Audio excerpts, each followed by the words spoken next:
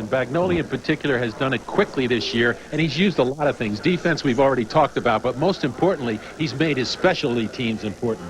His kicking game is the best in the league. He's got a great punter, a great place kicker, and if it comes down to that fourth quarter, those could be deciding factors this afternoon.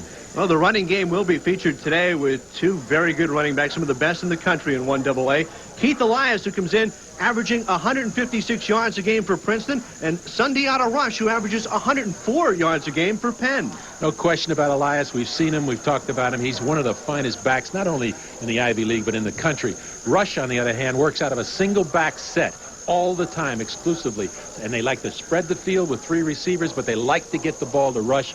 And Princeton's defense, which has come on very strong in the last 3 weeks, will have a real test today in stopping Sundiata Rush, the tailback for Penn. Defense will play a role, as you say, Bob. For more on that, let's go down to the third member of our NJN team, former Giant defensive back Mike Mayock. Mike?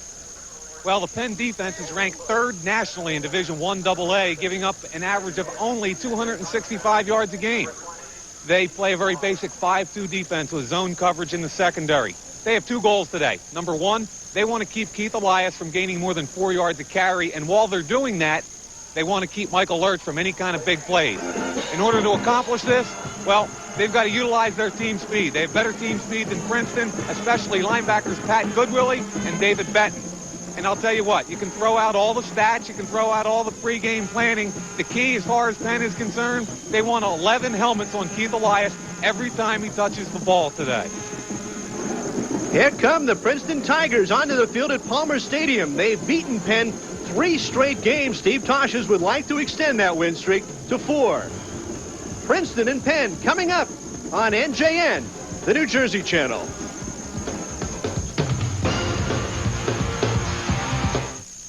College Football 92 is made possible by a grant from PSE&G. The power is in your hands. The nights we shine on, the days we brighten, the spark, the spirit, the hearts enlighten. It's all of us together, to play, to love, to play. Here is every promise, and the power's in your hand. PSE&G proudly supports NJN. PSE&G. Welcome back to Palmer Stadium. Penn won the toss, deferred to the second half, and there is the Bagnoli shuffle as they often come to the ball to kick, and here we go. Lochner kicks off, and it's fielded by Ross on the 5-yard line. Mark Ross of the Tigers out to the 20 and back to the 26-yard line. Tackle made by Jim Flannery, the Penn linebacker. So the Princeton offense will come onto the field. At quarterback, number 14 is Joel Foote, the junior from Lancaster, Ohio.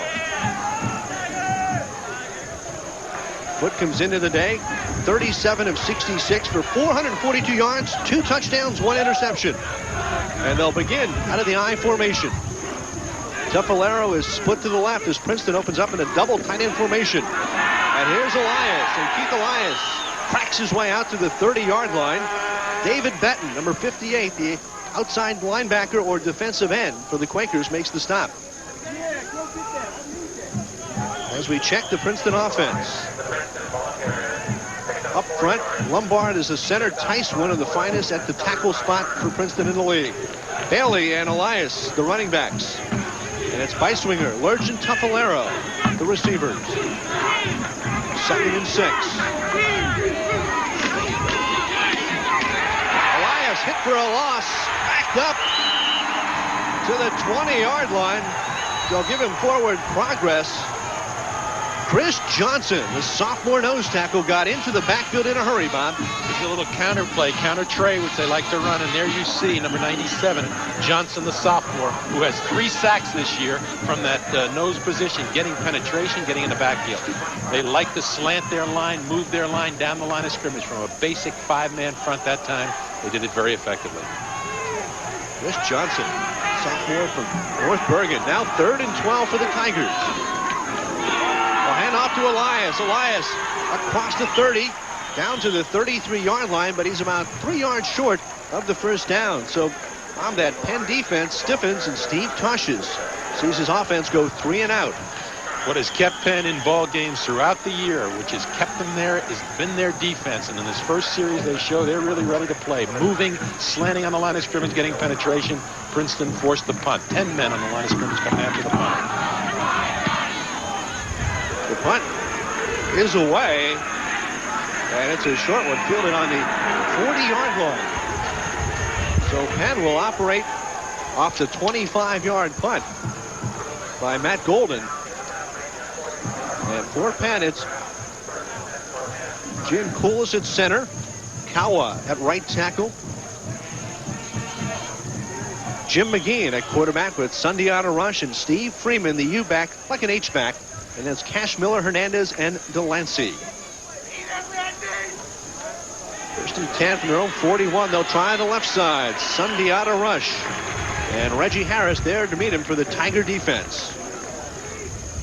Sundiata Rush, a senior from Philadelphia Central High School. As we check the Tiger defense. Tiger defense, of course, up front. Steve Brown had a great game against Harvard a couple of weeks ago. Played very well against Columbia. Jim Renner and Harris. Aaron Harris, the linebacker, with DeMurat, the other linebacker. And in the secondary, of course, Keith Ducker, the strong safety, a key player in that, in leading that secondary in tackles and pass. McGean across the middle, first down to the tight end, Cash Miller, number 86.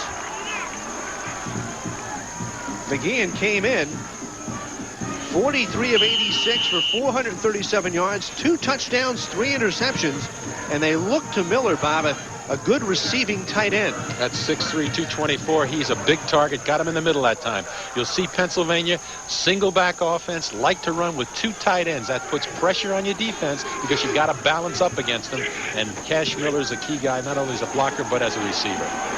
McGean across the middle again. Cash Miller can't hang on this time, and coverage by Aaron Harris, number 99, from the middle linebacker spot of that Tiger defense. But they'll line up Cash Miller in the slot. He came into the game 21 catches, 223 yards, no touchdowns. So Bob, is Al Bagnoli saying that he can't run on this Princeton defense with the 2 passes? I think he's just trying to mix it up a little bit. Princeton defensively has come on very strong in recent weeks, so he knows he's not going to just run the football. He wants to break it up and keep him off balance. Here they'll pitch to Terrence Stokes out of Trenton Central High School, and he picks up 5 yards. Brian Mangine making the stop for Princeton. There's Stokes. There's a good changeup. A sophomore, 5'10", 168 pounds. That's a good way to describe it. He's a good changeup. He's got that quickness and the speed. He's not as big at 5'10", 168 as Rush, who weighs in at 210. But he does get you on the corner with speed, and we have an injury early in this ball game to a Princeton player. He was resting on the 50-yard line. Tough to see from our perspective here.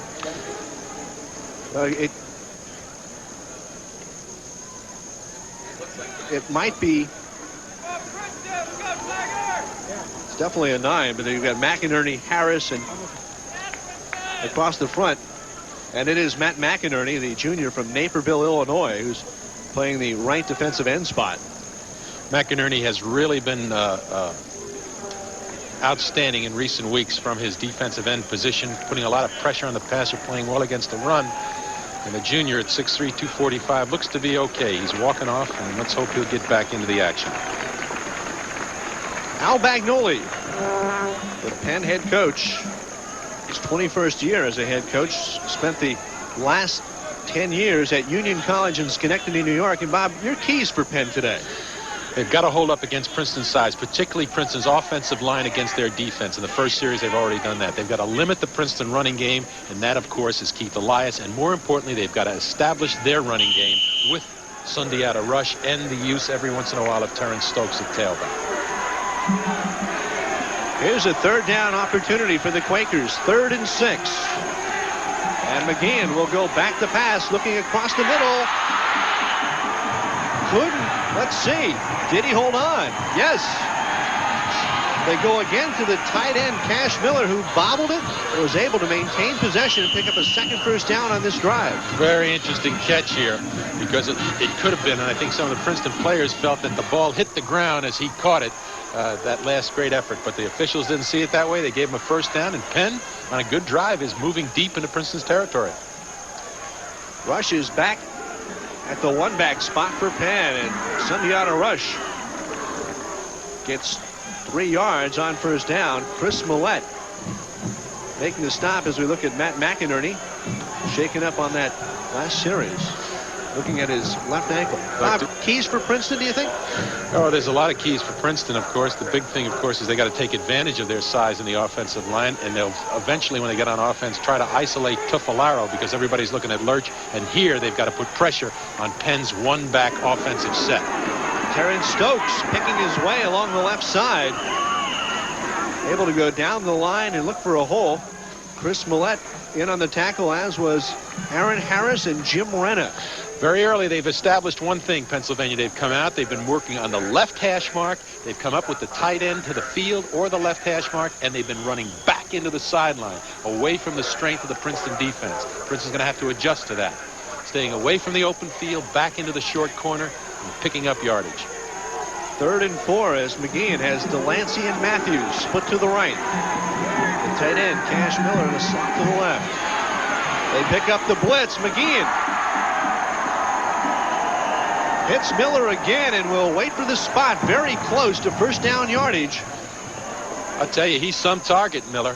He comes across from the tight end position, knows where the sticks are to get the first down. Good pickup of the blitz there as they tried to bring the deep back. There's Miller making the catch and getting enough for another first down. He's a big target. Prince is going to have to zero in on him. Well, they're going to bring the sticks out in measured. And already we've seen Cash Miller 3 catches for 26 yards. You know, you look at the receiving corps coming into this game, and you see the tight end Miller leading all receivers, split receivers included. First down, Penn. And the reason for it is because they lose him in the shuffle. They've got a single back, they've got 3 receivers on the field, and that tight end finds that open seam, particularly in the middle. Very effective thus far. Princeton may have to man up on him and to get better coverage as they go along here. Go. 1st and 10 from the 19-yard line. Sundiata Rush. Reggie Harris makes the tackle for loss from his defensive line position. The junior from Columbus, Georgia. That time they came out in a wishbone, believe it or not. 3 backs in the backfield, and they tried to run Rush off the left side, but great penetration by Reggie Harris. And a big play. Watch number 94, the left of the screen, just get up into the fray and make the hit right there. Big play, and he's been doing that all year from his defensive tackle position. Here comes the 10th play of the drive for the Quakers. Again, quick drop. Now under pressure, looking downfield. Touchdown! Bruce Matthews with a 21-yard touchdown from Jim McGeehan.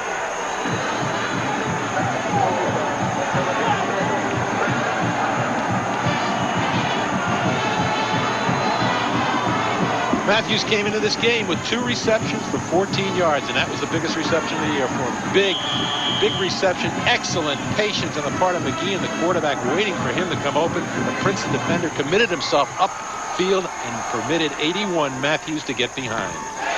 There's the PAT by Horowitz, blocked by Princeton. They're trying to advance it, because you can advance a block point after a try for 2 points if you get down the other end zone. It's no good. So with 9:13 left in the first quarter, Penn goes up 6-0. Here we see the touchdown developing here. McGeehan's forced out of the pocket again by Reggie Harris, and as he throws the ball, he beats Brad Reed, number 40, the cornerback, who came up and committed himself, and he got behind. A good throw on the part of McGeehan. Good concentration by Matthews, and here's the block of the extra point. Let's see where it comes from. Mark Horowitz. Right up the middle. Right up the middle. Might have been Aaron Harris. So that's the play by Harris. We'll take a break. The Tigers trail 6-0. New Jersey, you should see us now.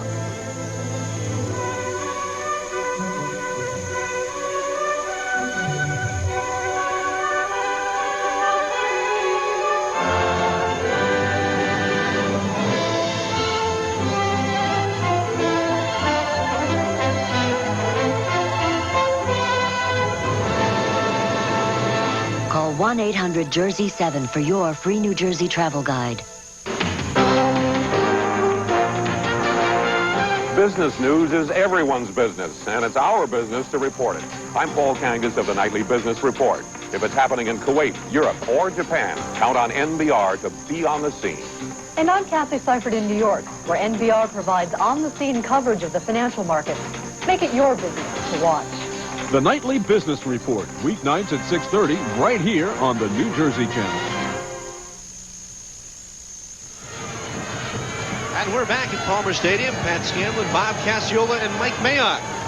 Steve Tosches, who had seen his team give up just 6 yards rushing in the last 2 games.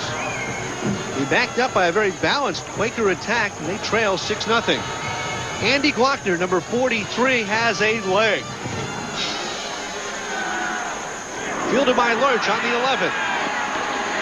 Michael Lurch, the explosive kick returner, do-it-all performer for the Tigers, gets out to the 35-yard line. Lurch, who has run a punt back for a touchdown this year and a kickoff back. So, Bob, a very important set for the Tiger offense now as Foot brings them back out. They went 3 and out on their first possession. And we saw that defensive line in that 5-man front for Pennsylvania just slanting, moving to the football, getting penetration, and really never giving. As you look at it, Benton, very active defensive end, and the linebacker, Good Willie, he's their leading tackler. In the secondary, Michael Turner and Maceo Brand on the corner. Here's the option. Foot runs into his own man. Joel Foot going upfield, and he gets 5 yards. But he ran into Chris Beiswinger, the tight end, who was trying to throw a block. Here's the scoring summary. Penn using 10 plays, covering 59 yards in 3:55, and it was McGeehan to Matthews for the 21-yard score. Now the Tigers will operate from the I formation. Lurch split to the right. Tuffalero goes in motion from the bottom of the screen. Handoff. Elias stays on his feet. What balance as he picks up a first down. Michael Turner made the stop for Penn, but credit Keith Elias for keeping the wheels moving. Again, coming into this game, Steve Tosches believed his offensive line, big, strong, could control the line of scrimmage against Penn, very quick defensively, but much smaller. The key is get the ball to Elias. That time, he made a great cut on the line of scrimmage, got on the outside, and got the first down. He's going to have to do that today against a team that moves their line. And he's going to have to find that open seam, and he can do it. He can get into it. The I formation, first down. The handoff to Bailey and the fullback. Test the middle of that Penn defense. Johnson, Boyle, and Vernon all there to make a play. You see the quickness of the Penn team. They really, once they locate that football, there's a lot of white jerseys on that ball carrier. And that time they really came to close the opening for Bailey, the fullback. There's David Benton, the Ivy League Player of the Week, off a 10-tackle, 4-sack, 1 fumble recovery performance against Yale. Gain of 1 for Bailey on first down as Tuffalero goes in motion. They'll run. Foot to the right. Looking for Tuffalero. Complete. Close to a first down. Joel Foot delivering the ball to Tuffalero between 2 Penn defenders. He had pressure on him, too. He had Benton up in his face from the defensive end position. You'll see Tuffalero come in motion. He gets out in the flat, and he beats the strong safety, Magallanes. Watch number 21 as he makes a play on the football. Good concentration by Tuffalero. Nice pass by Foot. Gets it very close to making a first down. Again, we said earlier, Tuffalero is the guy they're going to be looking for in the pass offense, mainly because everybody is so conscious of Michael Lurch. He had a big day against Harvard 2 weeks ago. He could have another one today. Steve Tosches needing the offense to get it done, down 6-0. Tosches, a 1979 Rhode Island graduate. 6 Ivy titles at Princeton, and Steve Tosches let Princeton share 1. It's 3rd and inches. I formation. Foot will keep.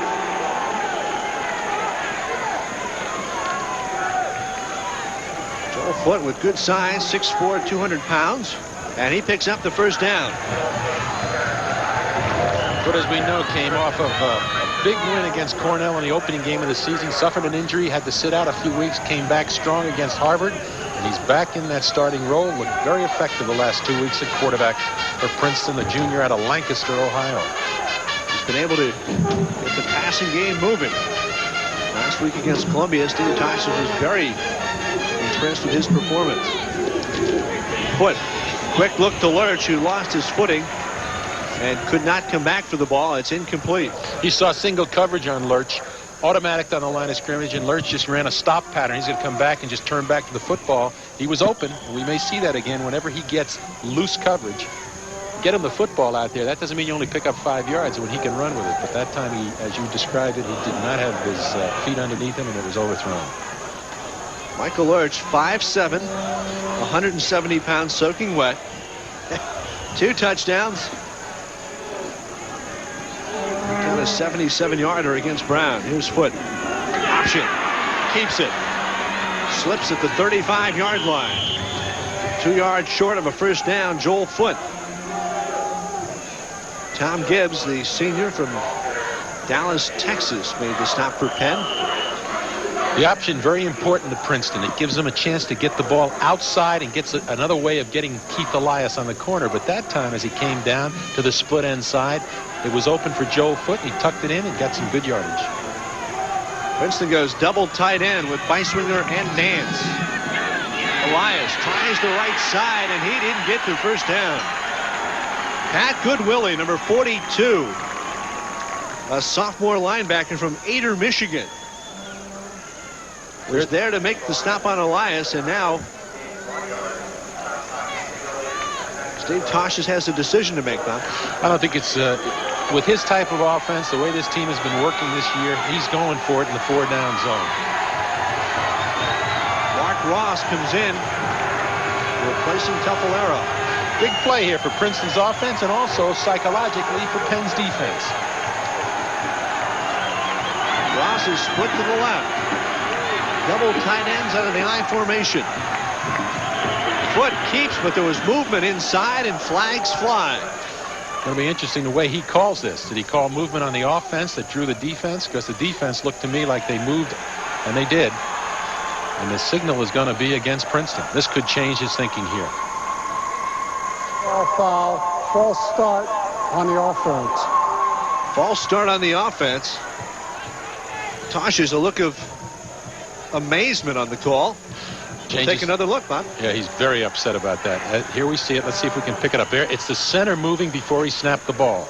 That's Ian Lombard, the center for Princeton, who's been very steady. In that case, he moved, Penn jumped, and they got a big break because it's forcing Princeton to punt, and we have a problem here we're going to discuss in a minute, the snap. Golden does a good job to field the snap, and a fair catch signaled at the 7-yard line. Tom Gibbs. So the 32-yard punt, Penn's backed up. We'll return to Princeton right after this. Corporate support for NJN, the New Jersey channel, and programs like this comes from the following New Jersey businesses: Hoffman LaRoche, American Reinsurance, Mobil Oil, Merck, Allied Signal, and Prudential. If you would like to support your public television station, call 1-609-530-5321 or write NJN at CN 777 Trenton for more information. Sports fans, you'll want to tune in to the show everyone is talking about, Pat Scanlon's Sports World, a 1-hour talk show with live calls from you, the viewers.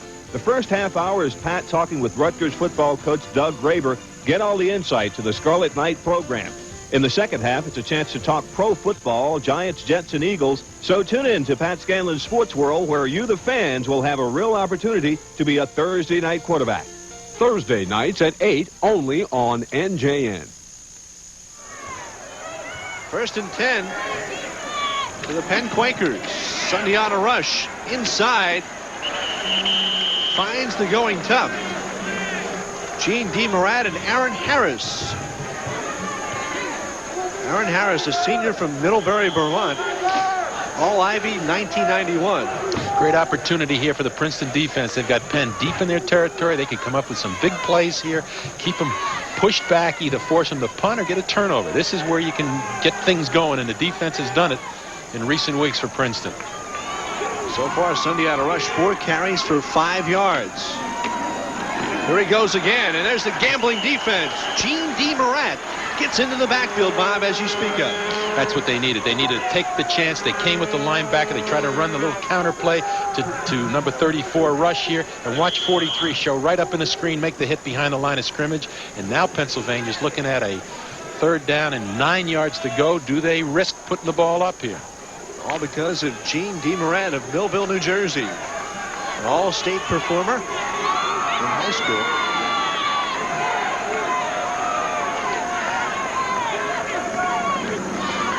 Again, taking his time, looking into the flat. Incomplete.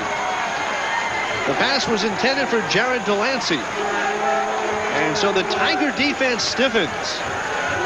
And Bob, here's where those Penn special teams come into play, because punter Rob Sims is averaging over 43 yards a punt. He's 3rd in 1AA statistics as Matt McInerney walks off limping again for Princeton. Mark Ross is back at midfield. Tigers have 10 men on the line of scrimmage. Sims gets it away. And Ross drops the ball and regains at the 45-yard line. No flag, as the official ruled the ball was tipped. Sims got it away despite the rush for a 35-yard punt. So Al Bagnoli and his special teams dodge a bullet there. Princeton takes over when we come right back.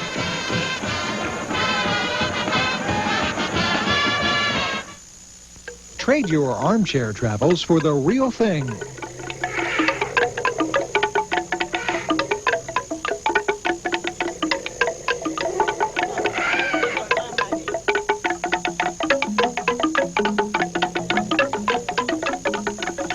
Join a 16-day safari to Kenya with NJN, the New Jersey channel, for under $4,000. For information and a free brochure, call 1-800-422-2368.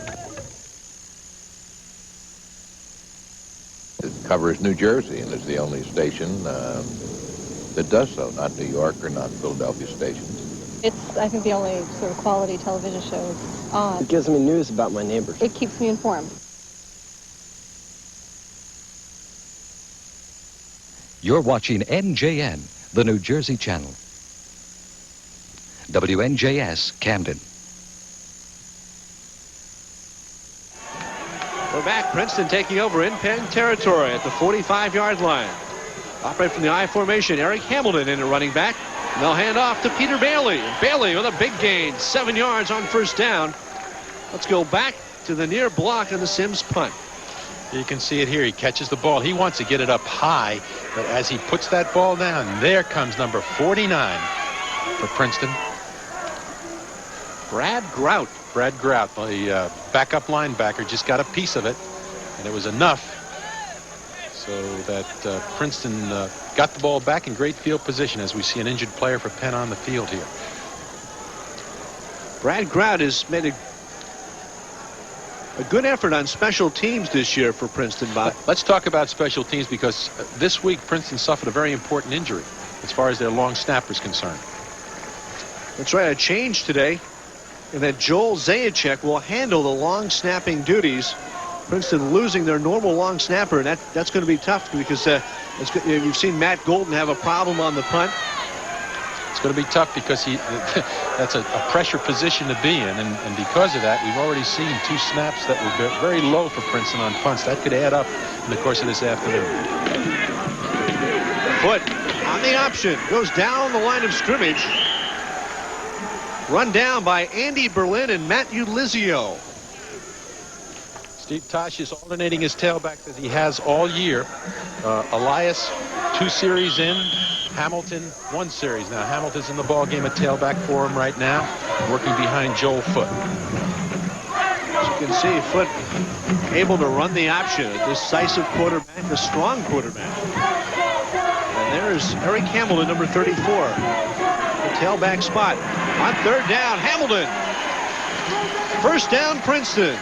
Tom Gibbs, the senior from Dallas, brings down Hamilton, but the senior from Dover, Delaware, making the most of his opportunity. The big back, Eric Hamilton, at 6'2", 210. There are his numbers. 5.3 rushing average, 3 TDs, but he's the big back, and that time he broke it back inside, got a kick-out block from his fullback, Peter Bailey, and got the first down.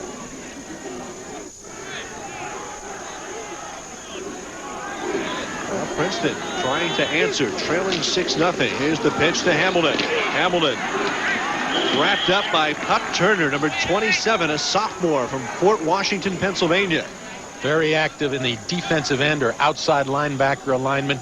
Turner comes up. He's only a sophomore, you mentioned it. 27 solo tackles this year. 9 sacks, 2 interceptions. Very active for a young player. 6'2", 245. He was one of the bright young stars as Colin Nance comes in at tight end for Princeton. And they'll go double receivers to the right. 2nd and 8. Foot steps up, looks for Lurch. What a grab by Michael Lurch down to the 19-yard line. He was upended by Tom Gibbs. Big play, good execution. Joel Foote sitting right in that pocket waiting for him to come open. As he delivers this ball, and there's a little pressure in front of him, he puts the ball up a little high, but watch Lurch at 5'9", climb the ladder to make the catch. Big catch, first down. Princeton's got the best drive of the afternoon going. 14-yard reception for Michael Lurch. Tuffalero in motion. They'll hand off to Hamilton. Hamilton with another good gain on first down. Andy Berlin makes the play, but Hamilton moves the chains for 7. The big back running right up the middle behind Lombard, the center, Scott Miller at left guard, and J.C. Stilley at right guard. Open up enough yardage for him, and when you look up now, it's 2nd down and 3. Final seconds of the first quarter. Ross to the left, Lurch split to the right. They'll pitch to Hamilton. Hamilton with Andy Berlin coming from his linebacker spot, makes the stop at the line of scrimmage. Big play by Berlin, inside linebacker, 5-man front, 2 linebackers behind that. Berlin came right behind the block of the offensive tackle and caught Hamilton before he could get upfield for a big tackle there, forcing a 3rd down and 3. No gain for Princeton. So we played the first quarter here at Palmer Stadium. Princeton trailing Penn 6-0. Coming up, an NJN extra point right after this.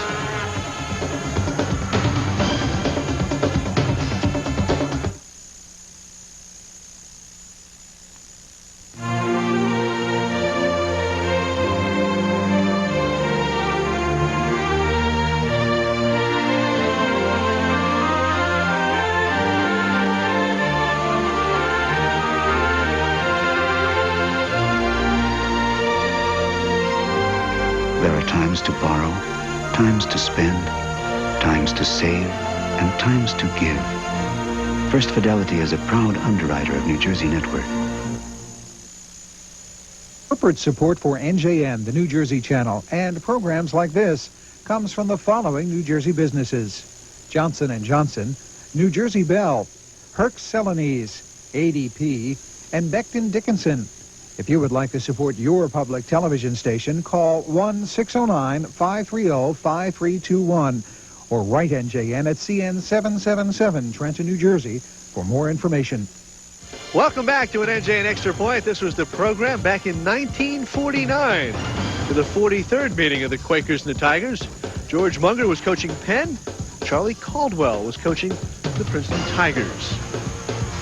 And joining us now here between quarters number 1 and 2, defensive lineman Reggie Harris. And Reggie, Quakers leading 6-0 at this point. Did they show you any different thing at that point? No, not really. They started out with a lot of the sweeps and the tosses going outside. We knew we'd have to stop the cutback lanes. They caught us a little bit off guard with some of the short passes, but we knew we just had to keep our pass pressure on them and still watch the toss plays. Were you surprised by their quickness in the offensive line? Did you anticipate that they'd get into you that quickly? We saw a lot of that on films during the week. We knew they had a pretty good offensive line with a quick first step, so that was something we knew we had to deal with. How did you feel in the early going here, how Rush ran against you? He's a big back. He's hard to bring down. He's about 5'10", 220 pounds. Yeah, he's a good back. It was about what we expected. Well, it was great anticipation, and they showed you a wishbone look at one point, and you were able to make a big stop. That was a new wrinkle, wasn't it, for the Quakers? A little bit. We'd seen a little bit of it on film, but they did it mostly on short yardage, and but we were ready for it. I mean, the blocking schemes were similar. Take us through it here, Reggie. Okay, you're coming from snap, and you see that the linemen, they're just going down the line, trying to reach us, cut us off, and give Rush some cutback lanes. And he's going to the outside, and there I am right there, and I catch him on the cutback. You catch him on a cutback because you got good penetration on the corner from your defensive end, but that's the way you pursue, and that's what you've been doing throughout your career here. That's what we try to do. It's a team concept. Reggie, a lot of anticipation, figuring it would be two good running attacks against two very good defenses. Did you feel it was that way early on? I thought so. Anticipation about this game because it's such an important game. You come in at 4-0. They're one game back at 3-1. Well, we knew they were going to come out for us because coming in this game, they knew they had a shot, still for the title, and but we've got to keep our title hopes alive too. We want to win this, so we knew they were going to come out for us. All right. Well, we're going to check some first quarter statistics. We had talked about it, the much anticipated strength against strength. 13 yards rushing for Penn. The surprise was that they got 47 through the air as they kept looking toward the tight end, Cash Miller. That was a surprise. Like I said, they caught us a little off guard with those quick passes, and I think that touchdown they got, that was one of those three drop step passes. So they caught us a little bit with that. Pretty tough to get hold of a quarterback when he drops that quick, as you know. But I think as you go to the rest of this game, what adjustments do you think you'll have to make? We're just going to get more aggressive, and a lot of those three-step drops, we're going to have to get off those blocks quick. They're giving us a lot of cut blocks to get us down on the ground, so we've just got to pop up and come right after him. All right, Reggie Harris, continued success. The young man from Georgia playing very well for that Tiger defense. Right now, though, Penn leading 6-0 as you look at the program from November 1st, 1947. Penn won this day 26-7, the first post-war invasion of Palmer Stadium by the Quakers. We'll be right back with second quarter action after this. College Football 92 is made possible by a grant from PSE&G. The power is in your hands.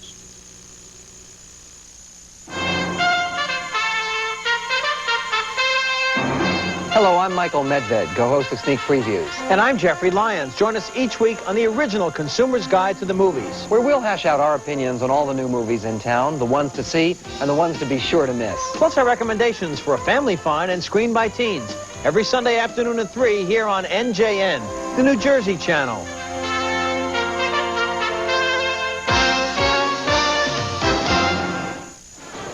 And we welcome you back. Second quarter action. The Penn Quakers leading 6-0. Pat Scanlon, Bob Casciola, and Mike Mayock. Interesting comparisons coming in to today's game as you look at the statistics overall. Very close in the scoring statistics. Of course, the balance is the Penn's offense. Their rushing yardage at 152 and 129 to Princeton, which is really overbalanced in favor of the rush. But most of all, third down percentages. That's really phenomenal. 81.6 for Penn, 38.5 for Princeton. And Princeton with a third down conversion opportunity here. 3rd and 4. Hamilton lines up flank to the left. Peter Bailey, the lone running back. Foot rolling left, chased. Nearly hauled in by Tuffalero, who made a great try at it. Incomplete. Maceo Grant was there for the coverage. Interesting call. They came out. They had two receivers to that side trying to get to Tuffalero deep in the end zone. As he rolls to his left here foot, he gets around. He doesn't quite get his shoulders around. As he launches the ball, he throws it behind the receiver, and Tuffalero had to do a great job to even get his hands on the football. He had position on number 6, Grant, the defensive cornerback. Now here is Jeff Hogue on to attempt a 29-yard field goal. Remember that Lou Chirico, the long snapper, is injured and out for the season. But its kick is up, and it's good. So Jeff Hogue converting his 6th field goal in 11 attempts this year. And the Tigers cash in the drive for 3 points with 10 seconds gone here in the second quarter.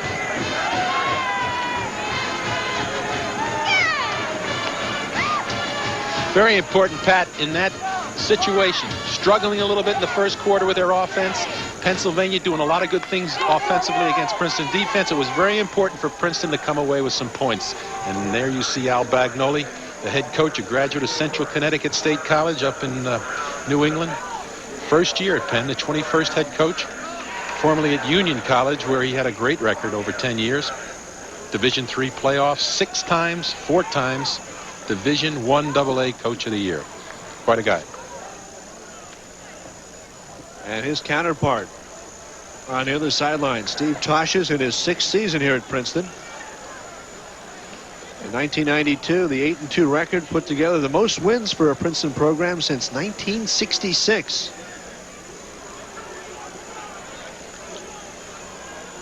Tosches riding a 3-game win streak against Penn. 4-1 overall. Well, 2 good defensive teams. Princeton coming on defensively in recent weeks. Pennsylvania consistently strong defensively all season. 6-3 is not unusual at this juncture. Penn coming in with the 3rd-ranked defense. Princeton with the 4th-ranked defense in 1AA. There's the ball taken on the 12-yard line by Matthews, and Matthews hit hard at the 25-yard line. Very good coverage by Princeton on a short kick. They got down in there and they closed the gap and never gave Matthews a chance to find an alley to return the football. Sean Colo, 96, backup linebacker, making his presence felt. And now Jim McGeehan, the junior quarterback, will try to get the Quakers rolling. Matthews is split to the right. Delancey to the left.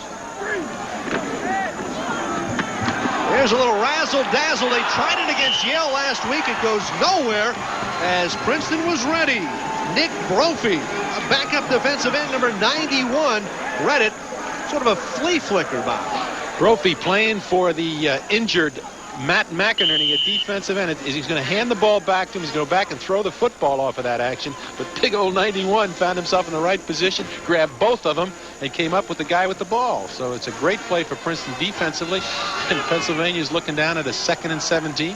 Loss of 7 yards on the play. Terrence Stokes handed the ball back to McGeehan, and McGeehan wanted no part of it. Now here's a fumble off the exchange.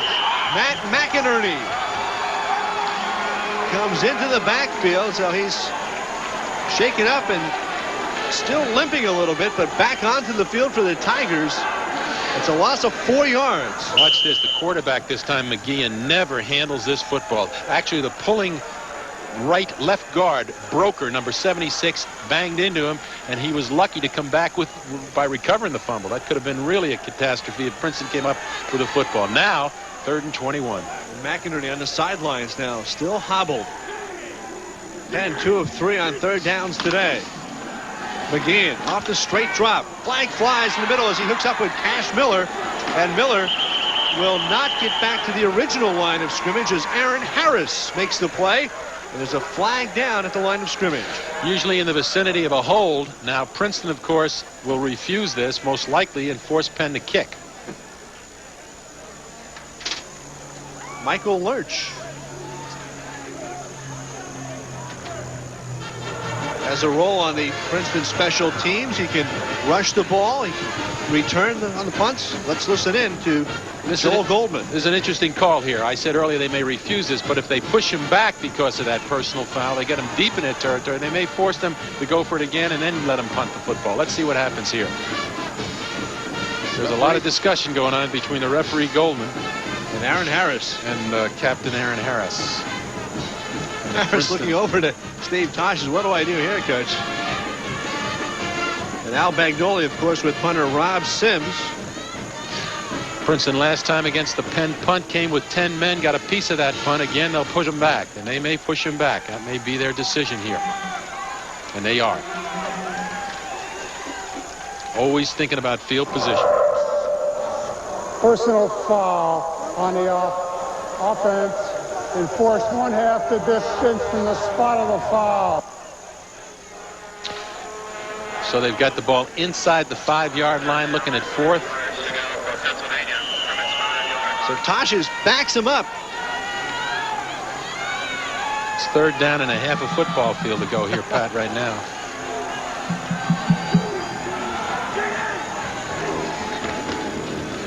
Here's the handoff. Sundiata rush, the safe play out to the 10-yard line. That will give punter Rob Sims a little bit of room to work with. That was a very interesting series right there. Pennsylvania lost yardage on every play they ran. Fortunately, didn't create a fumble, and now they put a lot of pressure on their punter once again with a 10-man rush coming from Princeton. And Lurch is lined up to the top of the screen.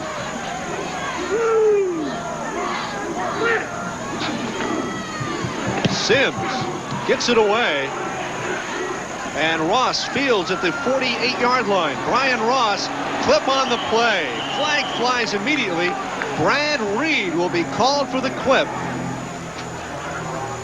So the 38-yard punt by Rob Sims. And the Tigers will back up into their own territory. Illegal block in the back on the return. 10 yards enforced from the spot of the end of the run.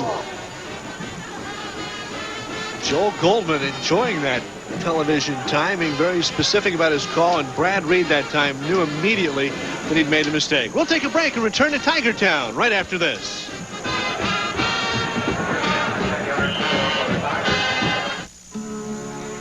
New Jersey Association of Realtors, professionals dedicated to assisting you through your decision-making process in buying and selling a home in New Jersey, with step-by-step guidance, including affordability, financing, and choosing a place to call home. Yes, you can buy a home in New Jersey. New Jersey Association of Realtors, proud to support the New Jersey Network. Nobody covers New Jersey like NJN. No station cares about New Jersey like NJN. Why not support the station that makes programs like this possible? Call 1-609-530-5034 and make a pledge in support of NJN. What's good about it is it's doing the job that you hope television would do and doesn't do, which is to bring that diversity of viewpoint and of issues to a public which is otherwise going to see 25,000 versions of Leave It to Beaver.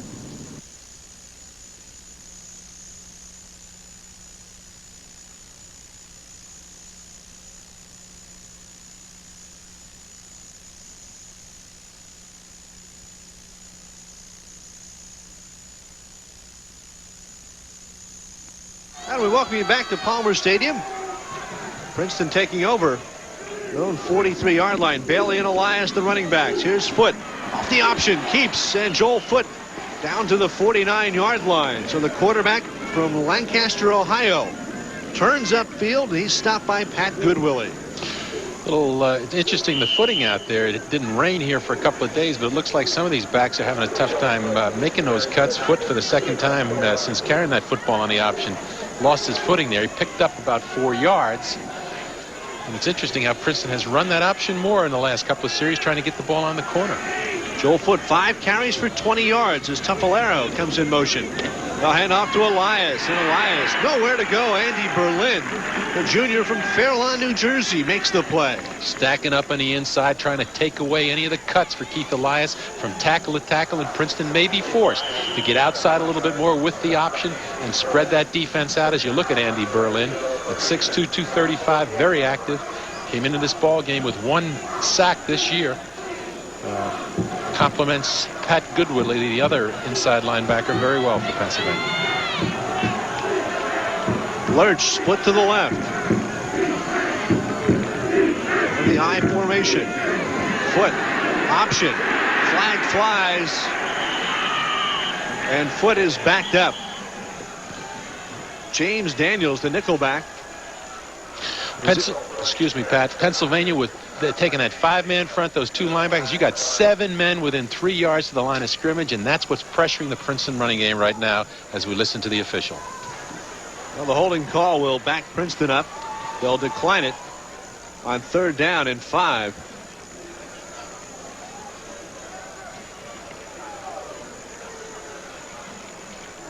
Holding on the offense. Decline. 4th down. Tough series for Princeton. They had pretty good field position close to midfield. Really didn't come up with anything. Penalties hurt them badly right from the punt that returned. So now it shifts back to Pennsylvania and the pressure they can put on here because of the long snapper situation for Princeton. Joel Zajac into snap, and it's a good one. Matt Golden gets it away. And it's fielded on the 18-yard line, and Bill Cobb is immediately met as Princeton. Sean Colo, the backup linebacker, makes another play. It's a 35-yard punt for Matt Golden. While we have a minute, let's go down to Mike Mayock. Mike? Thanks, Pat. The Penn defense is doing a lot of things to Princeton's right now, mostly trying to take Keith Elias out of the game.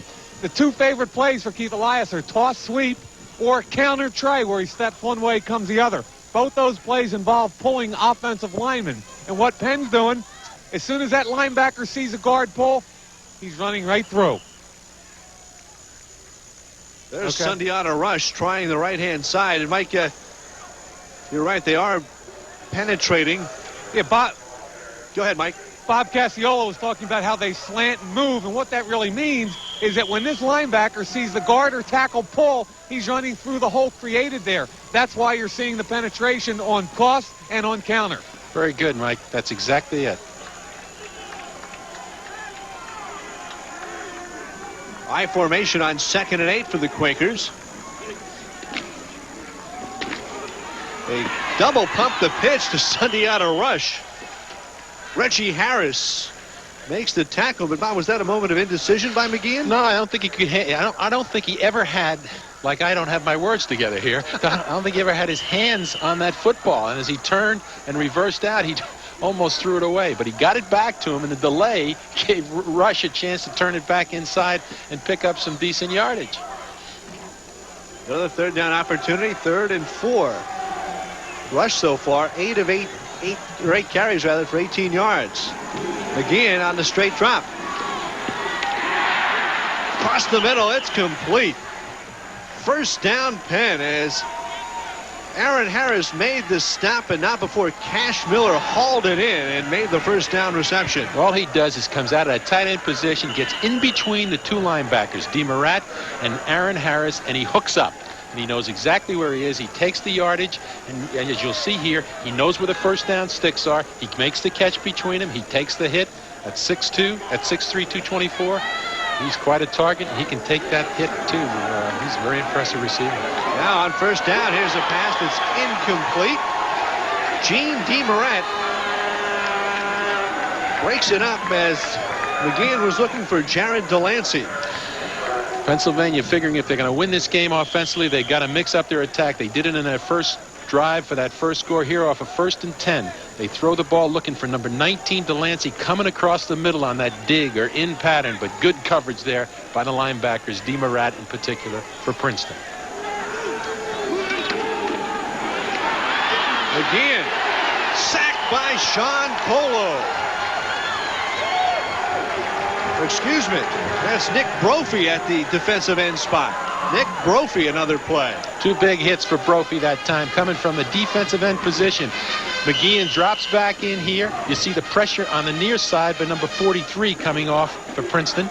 And then you see on the backside, number 91 for Princeton. Of course, that's Nick Brophy making the hit on the backside. McGeehan never had a chance. He was looking again inside for his big receiver, Cash Miller, the tight end. They're backed up 3rd and 15. McGeehan across the middle, intended for Matthews, incomplete. And he had a little mustard on the ball. But the Princeton defense does its job, and Michael Lurch is now back to return the punt. At his own 35, they'll put 10 men on the line of scrimmage and come after Rob Sims, while Lurch, who averages 20 yards a punt return, including an 82-yarder for a touchdown against Brown. shorter kick. Lurch lets it bounce and fields on the 33. He looks for the seam on the right side, and Michael Lurch gets down to the 46-yard line. A 42-yard punt, a 13-yard return for Lurch. And we'll take a break.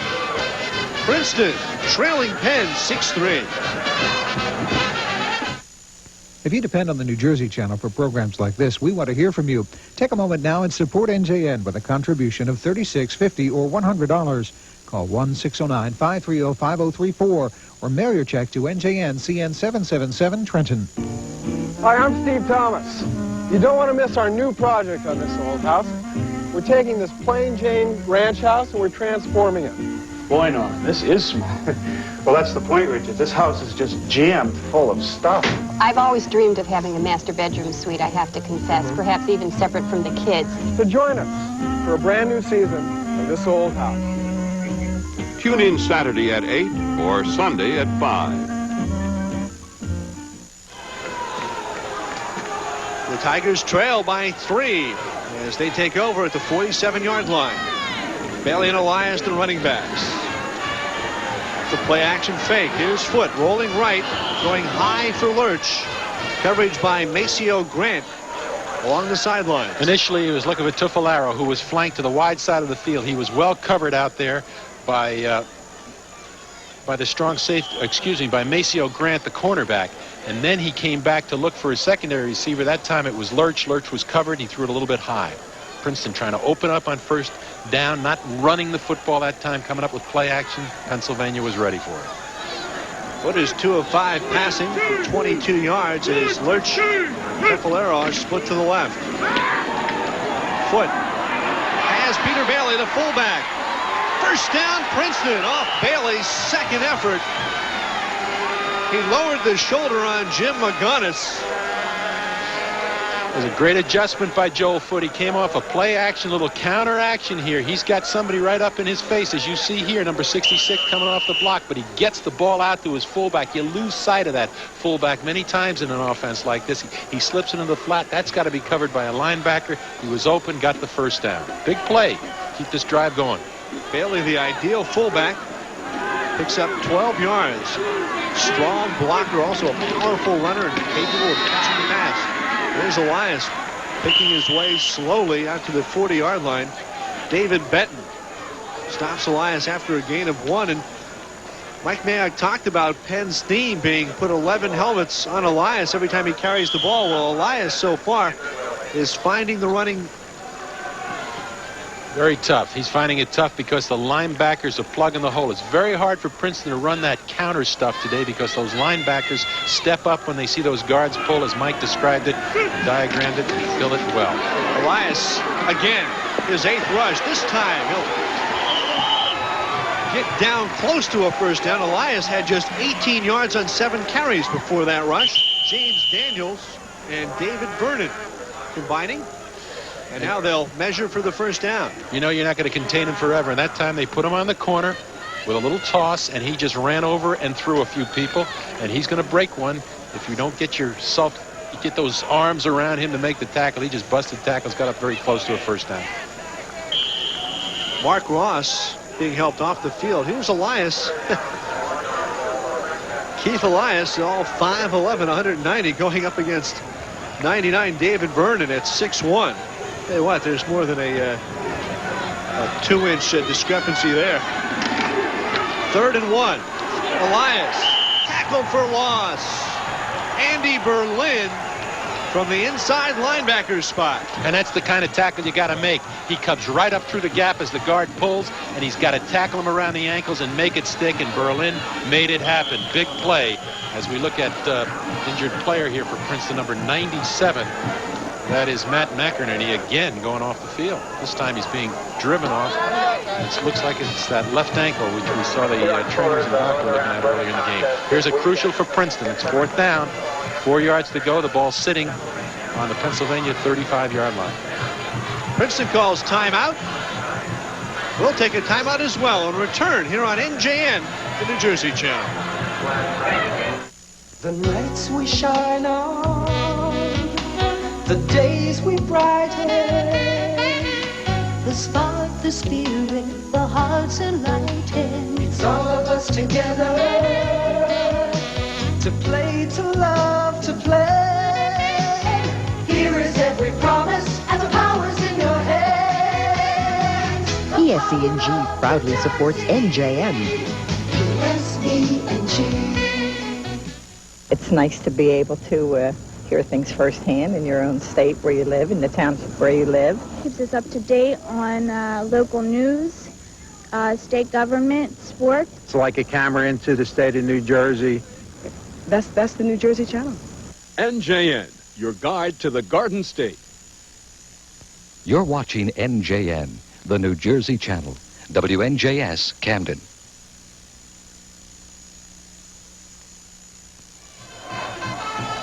Back at Palmer Stadium in Princeton, where the University of Pennsylvania leads Princeton 6-3. Don't forget, this Thursday night, we invite you to join us from 8 to 9 o'clock for Sports World.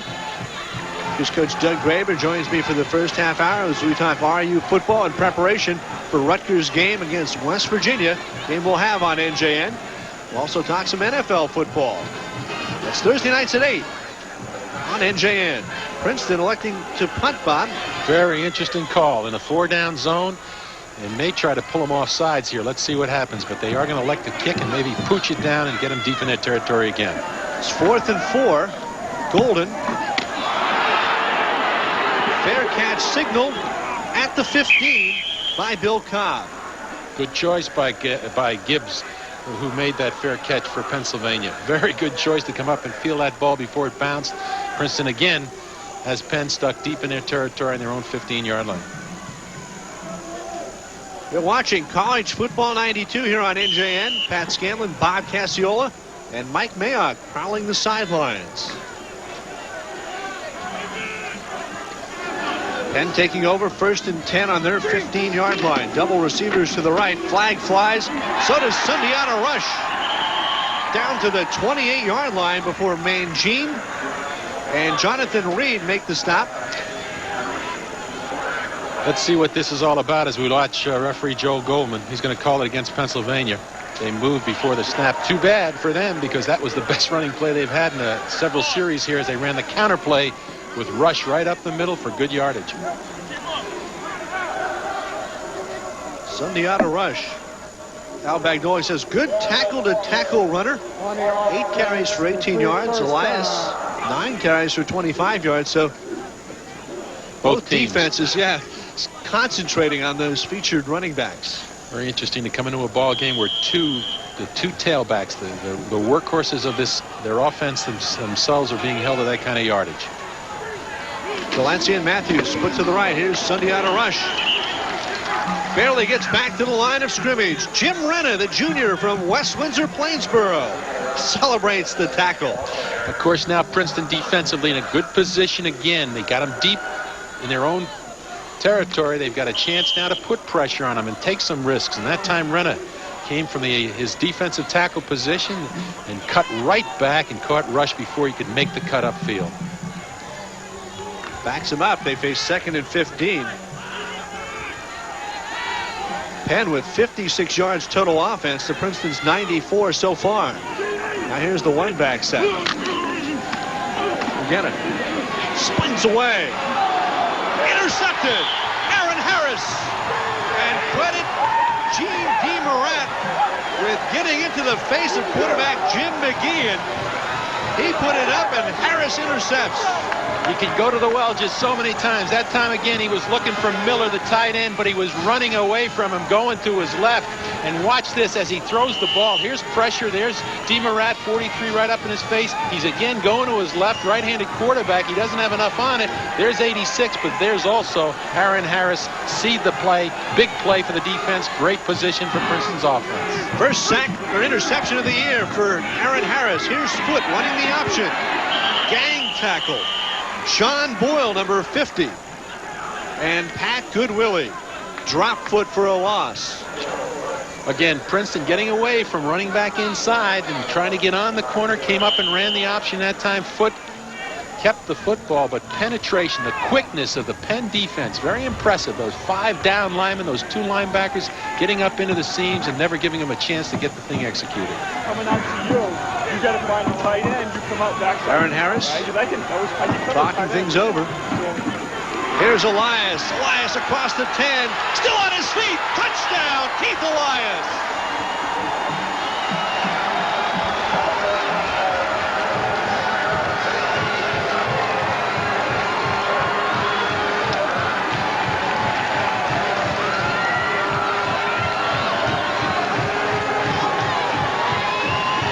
As we said, it was just a matter of time. You know he's gonna make a play. This time it's just sheer effort. He runs up inside, he's got a seam, he gets turned around, he gets hit twice right there, keeps his balance, and right now he smells the end zone. And a flag on the point after try. I believe there was movement up front. But Keith Elias, his 14th rushing touchdown of the season. That's going to go against, there you watch Elias, made the play. The left side of the Princeton line that time in their protection for the PAT move. C.J. Briccato, who's on a wing there, moved just before the snap and they called it for him. So now Jeff Hogue. This will be a 25-yard extra point. It's up and it's good. So off the 14-yard touchdown by this man, Keith Elias, Princeton takes a 10-6 lead with 3:59 to play here in the first half.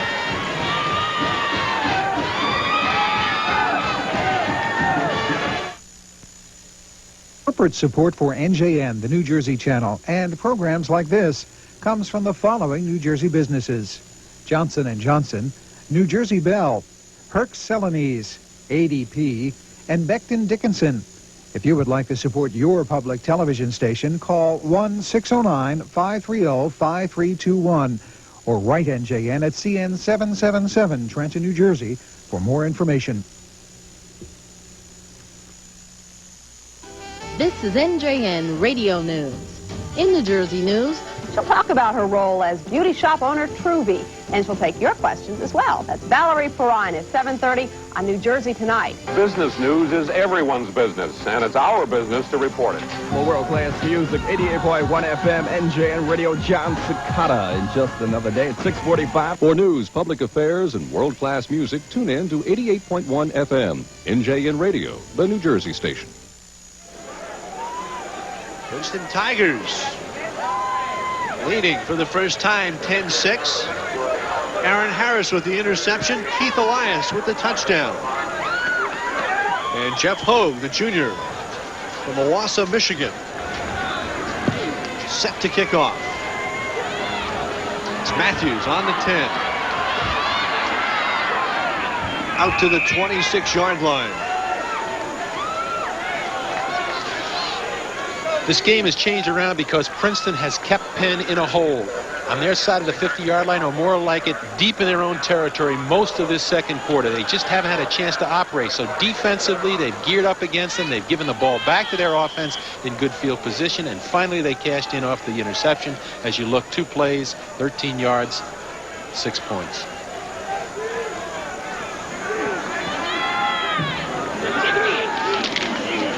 Now here's the handoff to Terrence Stokes, a flag thrown from the flank. Gene D. Morat, who got into quarterback Jim McGeehan's face in the previous play for the interception, makes the tackle. And here is referee Joel Goldman. So Penn having its problems. In the last 4 drives, Penn has run 14 plays for minus 12 yards. On the offense, not set for 1 second. What's happened here is they shifted that time. They came up and moved their fullback up onto the wing position. He moved up, and they snapped the ball before he was set a full second, so therefore they called it for him. So they're sort of defeating themselves offensively with these penalties and these losses, and they really haven't given themselves a chance to get it going here in the second quarter. Field position, so very important in this game. Quakers with a 1-back set. McGeehan throws the screen to Terrence Stokes. Stokes Out to the 25, cuts back at the 30. Loses his footing, brought down at the 34-yard line. But Terrence Stokes, stopped by Chris Millette, turned on the burners. Al Bagnoli said going in that Stokes is a fast running back. He has the ability to cut back, and he demonstrated that on that play, a 13-yard gain. Well executed here by McGeehan as he lets the people come in on him and drops it off the 22, who's got the speed to get on the corner. He gets up, gets close to a first down. Back live. Sunday out of rush. Stopped by Aaron Harris. And let's see, he's got the first down for the Quakers. Now Pennsylvania's got to consider the clock. They've got 2:45 remaining here in the second quarter. They've got the ball just over the 40-yard line, excuse me, over on the 36-yard line, their own territory. They've got to move the ball with some big plays here to get in field position to get some points before halftime. So it's going to be interesting to see if they open up and try and throw in this situation. First down, Sunday out of rush, the lone running back. McGeehan, straight drop across the middle to Cash Miller, incomplete. Boy, Bob, that is their favorite play. And right then, Millette, Harris, and DeMorat all combined to make the stop. After a while, you can't keep going back to it. Sooner or later, you're going to have an interception like we had before from Harris, or you're going to have somebody sense and look up that receiver and take it away from him. That time, he threw it into a crowd. McGeehan has that habit, and he's shown it in his first half. He's put the ball up. He's made some clutch passes, but he's also thrown it into a crowd, and when that happens, you know what's going to happen to you offensively. You're going to turn it over and have an interception. McGeehan 6 of 12 for 65 yards.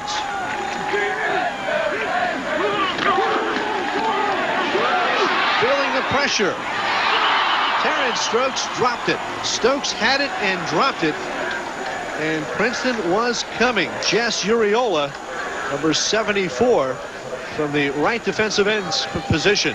He made the play. That time they was trying to set the same play. They hit Stokes before. There's a screen to the right side, but Uriola gets in there too quick, does not give McGeehan a chance to set and get the ball to Stokes. He threw the ball a little bit behind him. Good job by Uriola. They bring him in just for that reason. They like his ability to put pressure on the passer. There is Andy Glockner, the field goal kicker for Penn, who's 7 of 11 from between the 40 and 49-yard line. They'd like to get downfield and get him in range. McGeehan looking for Cash Miller, and he overthrew him. Coverage by Jonathan Reed, and the tight end Cash Miller got downfield, so Princeton holds. They've got 2:03 left. Good job defensively. The Princeton defense in the second quarter has really arrived and putting a lot of pressure on the Penn offense, particularly on the quarterback McGeehan, and they've turned the ball back to their offense continually here. Rob Sims, all Ivy as a sophomore and junior, is back to punt again. And Michael Lurch standing back at his own 20. And it's a good one. Lurch fielding on the 22-yard line. Slips down at the 25. A 40-yard punt by Sims, a 2-yard return from Michael Lurch. And so now with 1:52 left here in the second quarter, Joel Foote will try to move the Tigers quickly. Don't forget our game next Sunday morning here on NJN. It's a Big East battle. West Virginia and the Scarlet Knights of Rutgers as the Mountaineers come to town. We'll look for you next Sunday morning. You'll hear Lurch split to the right, Tuffalero to the left. Under the I-back formation, Bailey and Elias for Princeton. It's Elias. And Elias gets out to the 29-yard line. Gain of 4 on first down. And the clock is moving. You got to believe that Steve Toshis, if he can get himself another first down or close soon here, he's going to try and put the ball up. And we might look for Michael Lurch or Tuffalero deep against his Penn secondary. Actually, he's got both of them flanked to the left side right now. Nance is in at tight end, replacing Beiswinger. Foote looking for Lurch, complete at the 30-yard line. Michael Lurch, 5-yard touchdown, Princeton.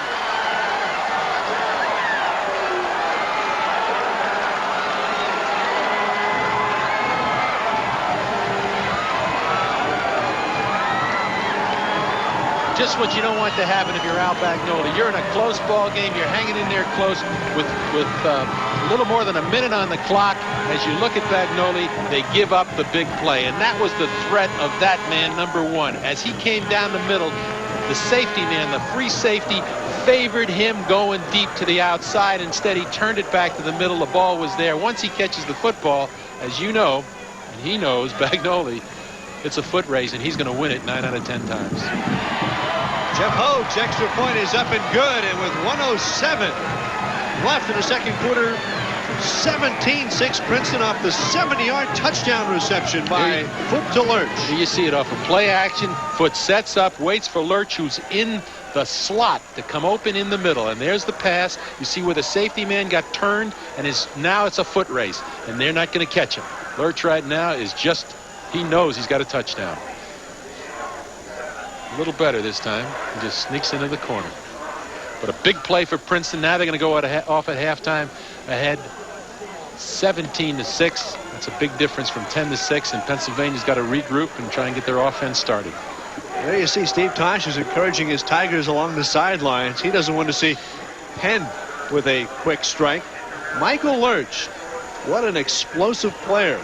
He's had touchdown receptions of 77 yards and now 70 yards. He's returned a punt. He's returned a kickoff. He has scored in 4 different categories this year. He's returned a fumble. And now Bagnoli now looking at 1:07 left.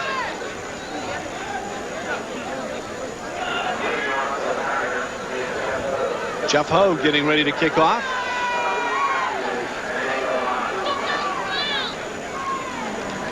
Michael Mott, number 29, is back to field for the Quakers. And Mott from the 2-yard line.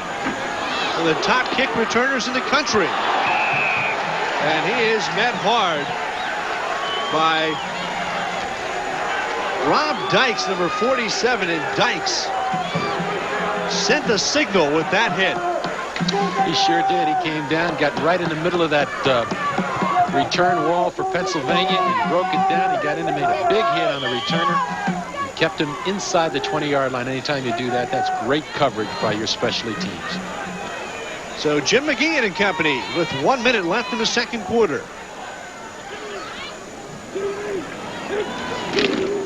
They'll pitch. Sundiata Rush has some room on the right side, and he runs into Brad Reed. Reed just planted his feet and took on Rush. He took him on, and he made the tackle, but Rush picked up a first down for Pennsylvania. The clock, of course, is ticking away. 53 seconds remain. Pennsylvania decides to take a timeout as they regroup here and say, hey, maybe we can get close enough to try and get a few points before the half. Gain of 15 yards by Sundiata Rush. He was 8th in the Ivy League in rushing. Last year, over almost 800 yards. Getting back to that touchdown pass to Lurch. You know, what's happened to Princeton this year is people know they run the football. They run very effectively with Elias and with Hamilton. And they gear up for that. And here they were before the half. They fell asleep. You can't fall asleep. You know, sooner or later, Michael Lurch is going to have a role to play in this game, either returning a punt or a kickoff. In this case, they went to him deep. Pennsylvania got caught. Big play for Princeton. And as you look at him, that guy is really dynamite. He's number 1. Some kind of a football player. Number 1 in big plays for the Tigers. Well, it's a totally different ball game when you go in at halftime 17-6 instead of 10-6. And as you look at it, 2 receptions, 84 yards, 1 score. Steve Tosh is trying to find ways to get Lurch the ball, not only for passes, but punt returns, kick returns. Tony Hernandez, 5, is split to the left. As McGeehan is dropped for a loss. Jim Renna sacks Jim McGeehan. Great effort by Renna. He just rolled over the offensive left tackle for Pennsylvania as he came in on his rush, and that was number 78, Fragakis, and he got him right at the ankles and never gave him a chance to step up and throw. Big play defensively. Princeton defensively, we've talked about it, has really come on in recent weeks, playing very consistently. The combination of that offense and defense makes them very tough. 3 sacks for the Tigers as the clock winds down. Rush vaulting at the line of scrimmage. But that will do it. Jim Renna from nearby West Windsor, Plainsboro, New Jersey. And Al Bagnoli is seeing the tide turn quickly here in the second quarter. Keith Elias in a bang-bang play, and Joel Foote to Michael Lurch, 2 touchdowns. Let's go down to Mike Mayock. Mike? Hi, Pat. I'm here with Steve Tosches, Princeton's coach. Hey, Coach, little turnaround there in momentum from the first series to the end of the half, huh? You know, I mean, they're a good football team. This is a tough game, and it's going to be play after play. You got to be perfect. You can't turn the ball over.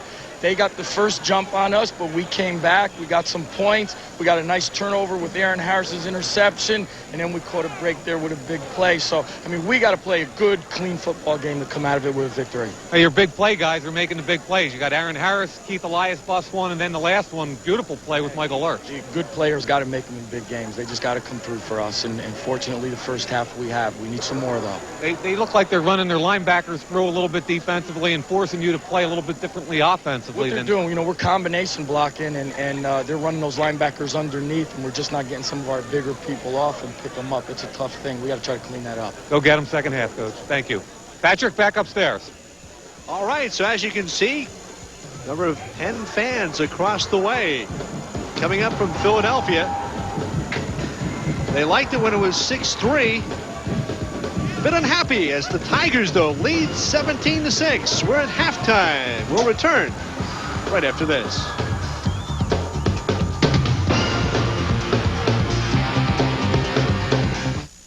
College Football 92 is made possible by a grant from PSE&G. The power is in your hands.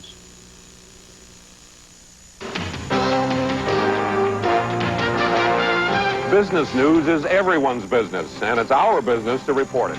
I'm Paul Kangas of the Nightly Business Report. If it's happening in Kuwait, Europe, or Japan, count on NBR to be on the scene. And I'm Kathy Seifert in New York, where NBR provides on-the-scene coverage of the financial markets. Make it your business to watch. The Nightly Business Report, weeknights at 6:30, right here on the New Jersey Channel.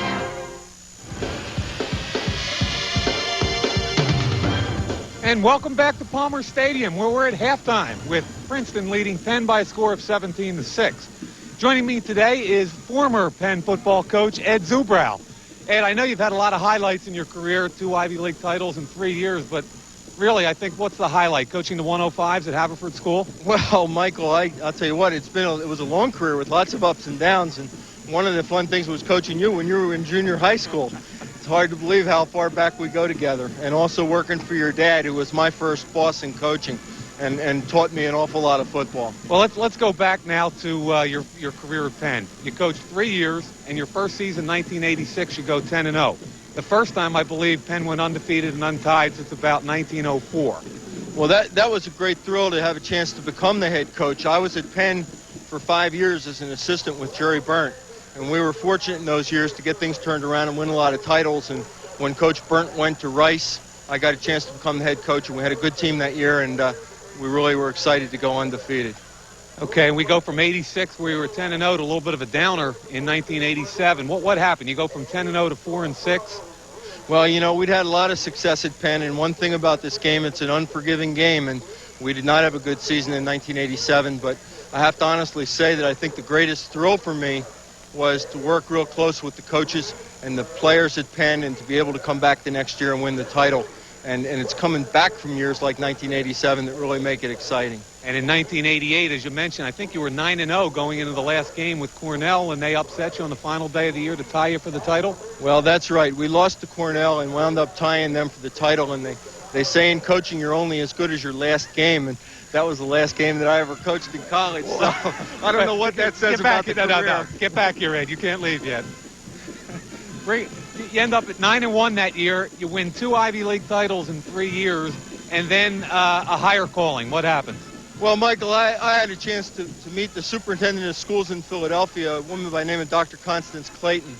And I think in coaching I've been around some great leaders, but she is a great leader. And the the game plan that she's got charted out for the children of Philadelphia was something that was really compelling for me, and I was honored when she asked me to come to work on her staff and work on some of the problems that she's dealing with in the school system of Philadelphia, and I decided to make that move.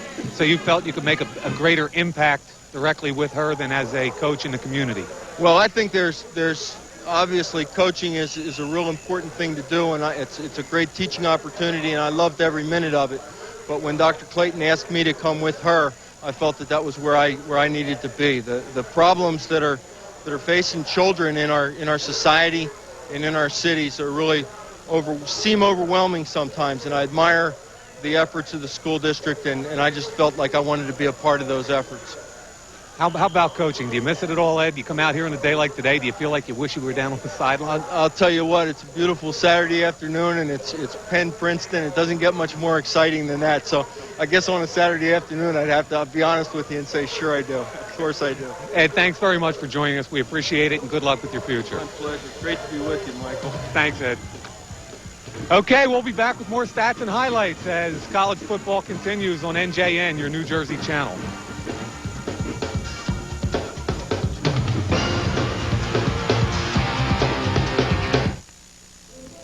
New Jersey, you should see us now.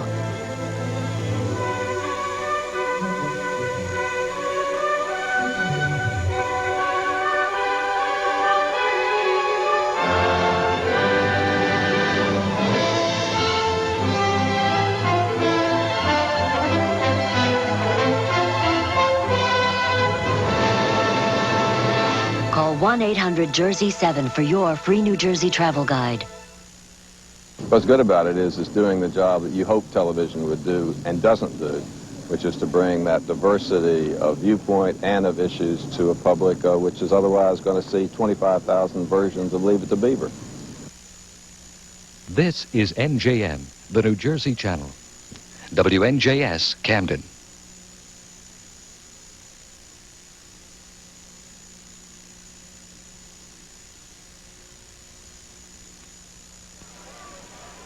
Welcome back to NJN's College Football 92. Princeton leading Penn 17-6. For more on the first half, let's go down to Mike Mayock. Mike? Thanks, Pat. I'm here with Al Bagnoli, head coach at Penn. And Coach, the game started. You had things going your way. Great drive at the beginning of the half, and then things turned around. Yeah, we played well early, and then we started making some crucial mistakes. We got out of normal down and distance, some penalties, turnover, and we let up a big play, and you can't do that when you're playing against a real good team. What happened on that big play at the end of the half? You were in a 3 deep, weren't you? We lost the coverage on the backside, and he didn't fall back far enough, and the kid cut it across the grain and made a good throw and a good catch. Okay, in the second half here, offensively, what are you going to do to get it moving? Well, we got to get back to the basics, run, block, and try to get a normal down and distance, see if we can make some first downs. Fair enough. Thank you very much, Coach. Good luck. Back upstairs, guys. As we take a look at the halftime stats, first downs are even, but Princeton with that rushing attack, 78 yards there, Bob, and 104 through the air. Particularly because the defense put them in good field position, got the offense the ball a lot. And finally they broke it with Elias up the middle for the first score. And then, of course, the big play, the lurch, the big pass just before the half, and that adds to it all. But Princeton came alive. But if you have to look at the first half, I think the key was Princeton's defense hanging tough, getting good field position for the offense. And here was one of the defense's big plays as Aaron Harris picks off Jim McGeehan as Gene DeMarat was coming. Watch him as McGeehan rolls here. He's looking for his favorite receiver, Cash, the tight end in the middle. But here comes number 99. Aaron Harris makes a big interception, which led to a score. The score by Keith Elias as he just powers his way to a 14-yard touchdown. Great second effort, rolls out of those tackles and just gets into the score, and you can tell that was important for him and for a lot of people. If you're a cameraman, you got to get out of the way when Elias gets into the end zone.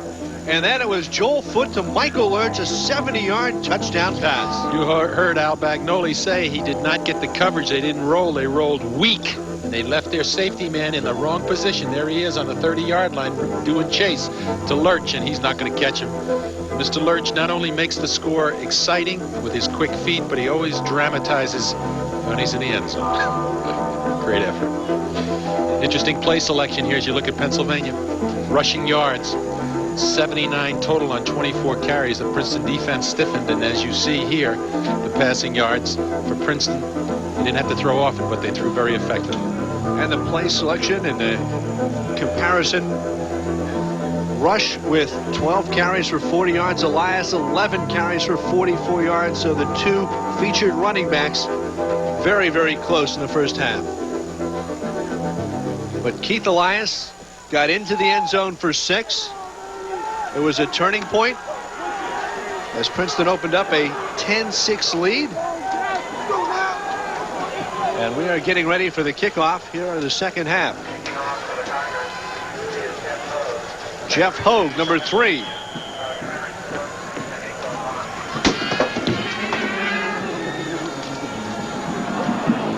That's fielded on the 12-yard line. They've got a chance. There's Michael Lurch making the stop on Terrence Stokes, but the speedster from Trenton, New Jersey, threw the coverage off as he slipped and then got into Princeton territory. A 41-yard return by Terrence Stokes. Let's check the quarterback comparison in the first half. McGeehan 6 of 14, 1 touchdown. And Joel Foote 4 of 7. The big pass play to Michael Lurch. Here's McGeehan now. And we've got movement on the offensive line. Chris Fragakis, number 78, the left tackle, jumped. That's the second time they got in trouble with that. They shift the fullback up on the line to get an extra tight end, and somebody moves before the cadence. And you got to blame it all on his quarterback, McKeon. Something's going on in his cadence that he has his offensive line mixed up there. And you heard Al Bagnoli say it. Al Bagnoli said that his team is not putting themselves in normal sequences and situations. Right now they start off 1st and 15. We're looking at McInerney, Tom McInerney, who came in to play so well early in the season, back from his injury, warming up on the sideline. I wonder if Joel Foote is all right as McInerney warms up along the sidelines. We'll get Mike Mayock on that story. Here's the pitch. We're looking halfback pass. Not this time. Reggie Harris thwarts the play. Fitz McKinnon, a running back who played quarterback last year for the Quakers, is dropped for a big loss back to the 42-yard line of Penn. I don't understand Pennsylvania. They're getting away from the things they do well. Here they're trying to try a trick play on a 1st and 15. They never had a chance to develop the play. Princeton's all over it. They got to get back to making first downs, not putting themselves in this kind of a situation. They're looking down at 2nd and 21. Reggie Harris, excuse me, Bob, the honorable mention, all-Ivy player last year. Stopped that play, had it diagnosed from the get-go. Now McGeehan across the middle. Complete. Complete to Bill Cobb at the Princeton 35-yard line. He got in front of Brian Mangine for a 22-yard reception. And a first down. That is a big play for McGeehan. He got the ball right where he had to. He found Cobb in the middle. Good delivery as he's about to be hit. And a great effort by Cobb. Concentrate on the football. Big play to get that first down and get the ball in Princeton territory. McGeehan played his high school ball at Roman Catholic High School in Philadelphia. Sundiata rush. Straight ahead. Down to the 29-yard line. Aaron Harris makes the tackle.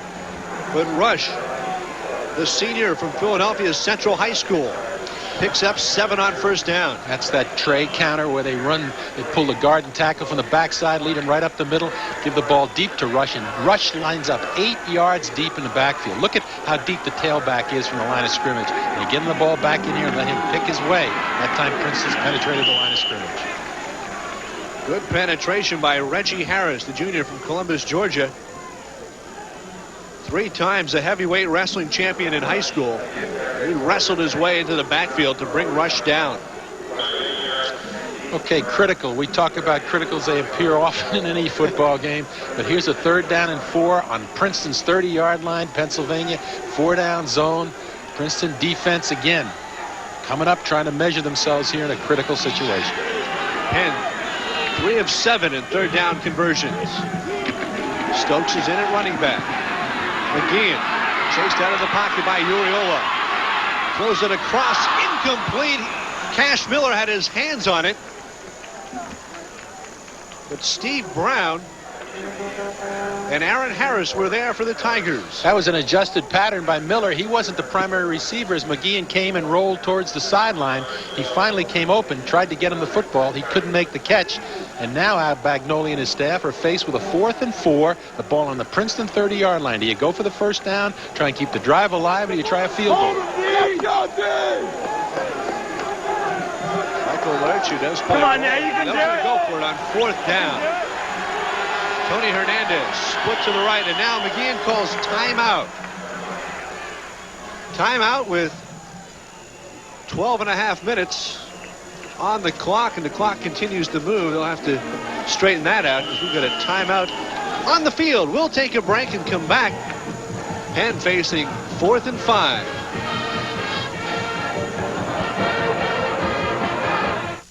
Corporate support for NJN, the New Jersey Channel, and programs like this comes from the following New Jersey businesses: Hoffman LaRoche, American Reinsurance, Mobil Oil, Merck, Allied Signal, and Prudential.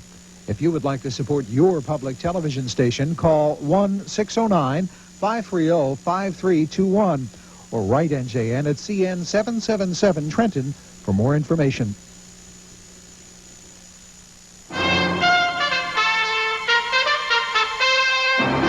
Hello, I'm Michael Medved, co-host of Sneak Previews. And I'm Jeffrey Lyons. Join us each week on the original Consumer's Guide to the Movies, where we'll hash out our opinions on all the new movies in town, the ones to see and the ones to be sure to miss. Plus our recommendations for a family fun and screened by teens. Every Sunday afternoon at 3 here on NJN, the New Jersey Channel.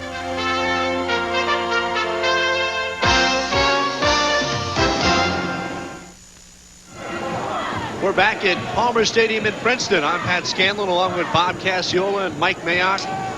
Don't forget, coming up December 1st, our PSE&G Game of the Week returns to NJN Tuesday nights at 8. We'll debut with the Rider College Bronx visiting the Seton Hall Pirates. Join us each Tuesday night. Rob Kennedy will join me for the PSE&G Game of the Week here on NJN. Well, they have readjusted the clock. 12:29 left in this third quarter. What has been a fast-moving ball game. Here's a interesting call. 4th down, ball on the Princeton 30-yard line. Penn's going to go for it. Not so much go for it with to get a first down. I'm surprised they didn't step back here and try and take a shot at 3 points. But perhaps they feel with the wind, the conditions are not just right for their place kicker. Andy Glockner has kicked the 49-yard field goal. Now Bagnoli, Steve Tosches. Big moment. Mike Baker split to the right. Hernandez to the left. Sundiata rush. Second effort, got him the first down. What a great effort, Pat. I'll tell you, that's a tough call. They ran the counter play back inside over their center, Giannakoulis, and peaks their right guard, and they get the first down here. Watch this. See 76 and 78, that's Broker and Frigakis, the tackle's pulling. Rush gets hit right there. Second effort, he breaks the tackle of Reggie Harris and gets the first down. Big play for Penn. Here we go, little look here. This is Iko Mott, a speedster, and he gets 8 yards on first down. Mott, a senior from Swarthmore, Pennsylvania. All East in track, he can motor. 5'10", 177 pounds, 2 touchdowns this year on 47 carries. They just brought him in for that. They want to get him. He can get on that corner real quick and pick up some yardage. He picked up 8 yards for him on a first down call. He was the Quakers' second leading rusher last year, averaging 4.7 yards a carry. Now there's penetration. Princeton that time rising up to the occasion. Keith Ducker blitzing from his secondary position and shaking up on the play.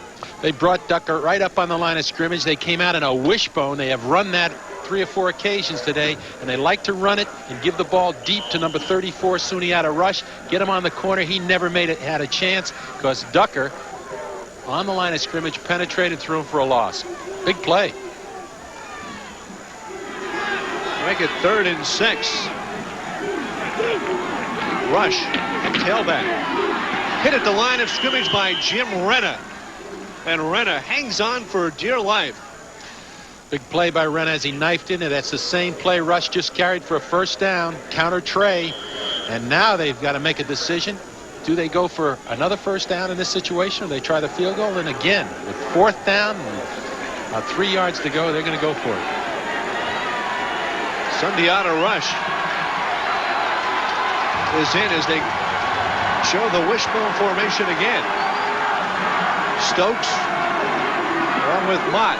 Here's McGeehan off the play action, rolling right, complete to Freeman.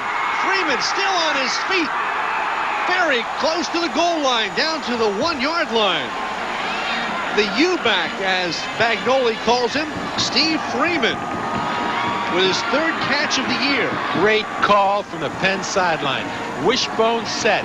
Look like they're going to run counter here. Great fake by McGeehan. He rolls to his right, and he looks for his fullback, or the U-back, Freeman, number 32, slipping the flat. Get him the ball, and Freeman catches it on about the 8 and carries 3 or 4 people, takes it right down inside the 2-yard line. Great effort here by Pennsylvania. Al Bagnoli, as Princeton calls timeout, has it 1st and goal from the 1-yard line. This is a very important series here, because if Pennsylvania scores, they're right back in this ball game with plenty of time left, and you've seen a real comeback by Penn, and they've done it by making crucial calls on 3rd and 4th down and getting that first down and keeping the drive going. And this fellow right here has risen to the occasion. Jim McGeehan, the junior quarterback.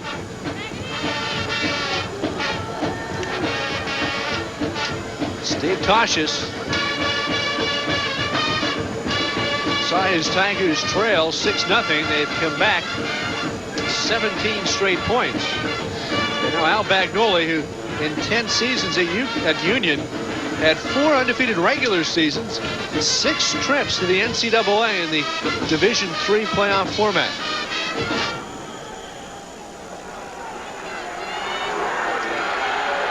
Here we go. 1st and goal from the 1.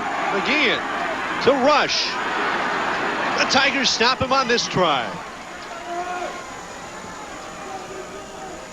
Brian Mangine, along with Reggie Harris.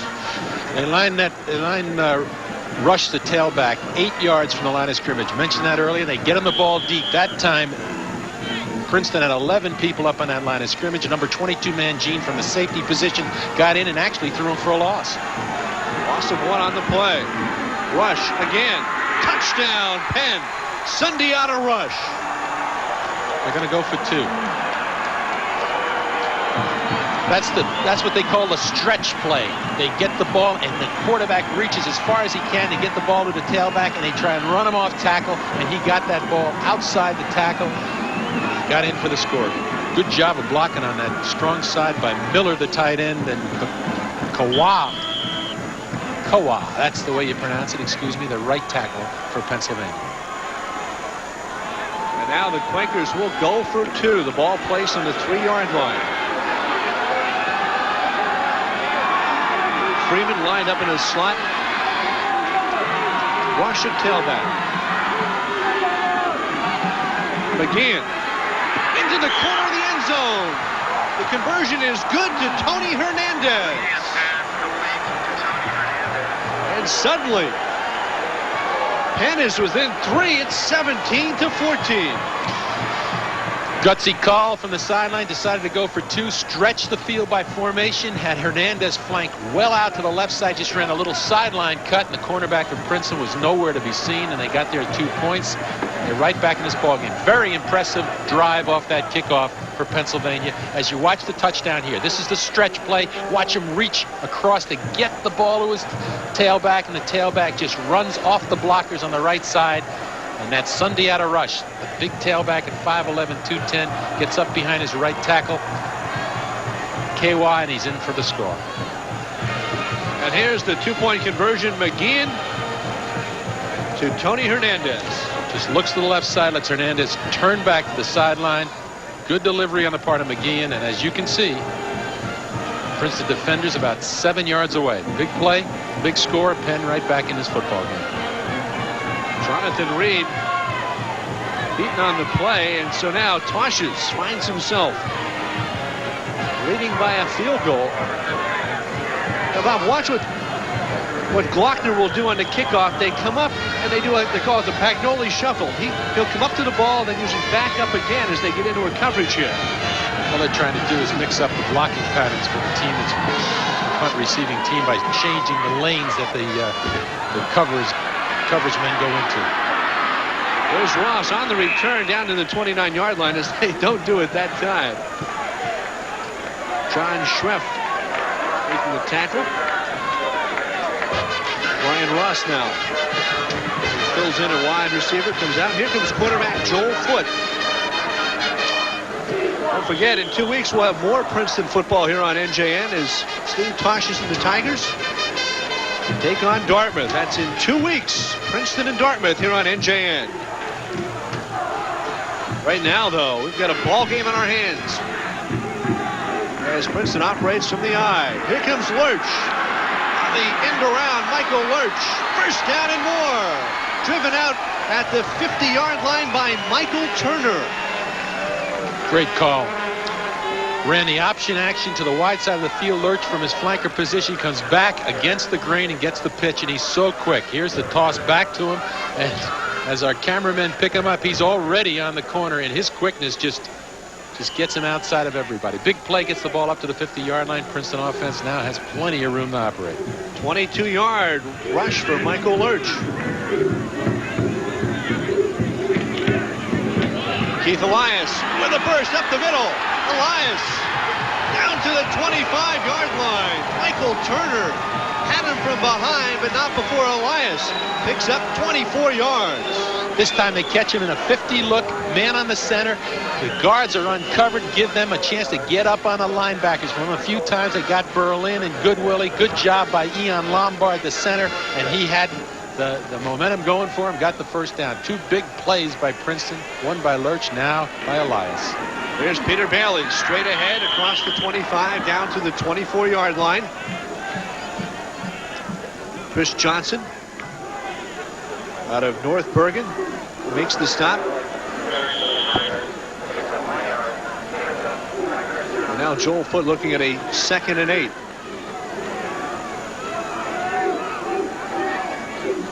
Princeton offense trying to answer the bell after Penn coming out with a touchdown drive and 2-point conversion to move within 3. Under 9 minutes left here in the 3rd quarter. Here's the pitch to Elias. Bailey in front. And Elias picks up a couple.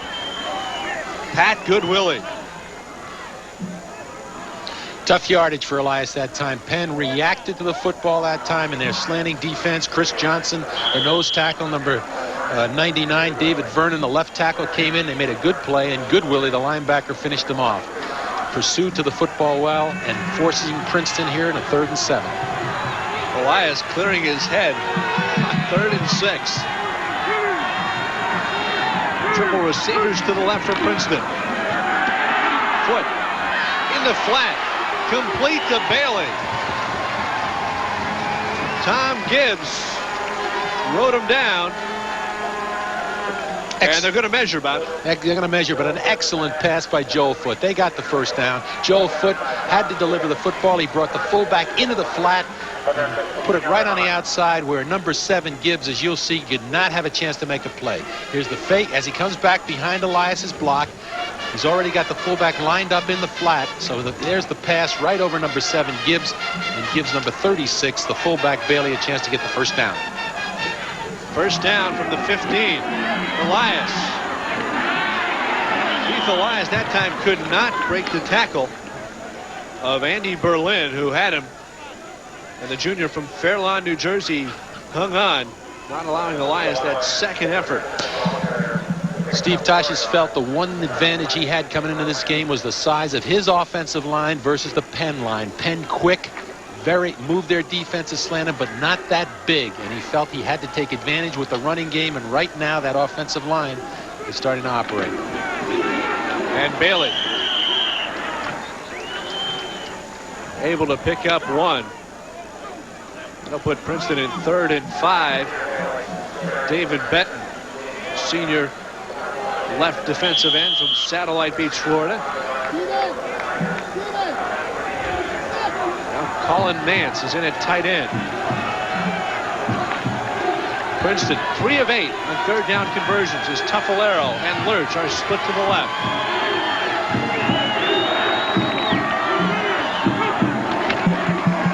Elias, right side, nowhere to go. Penn swarmed, and it was Sean Boyle, number 50, a senior from Pompton Lakes, New Jersey, coming up to make the play in the backfield. Big play this time. They put the receivers out to the left side, single back. It's Elias. They decide to run the counter play. Number 56 is 58 Benton, who's played very well from the defensive end position, slows him down and gives Boyle a chance to come from tackle to make the hit. Princeton now is going for 3.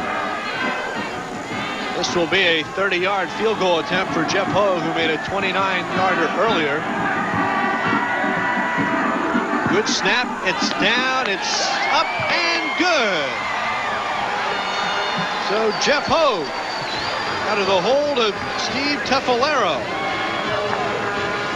puts 3 on the board for Princeton, and that gives the Tigers a 6-point bulge.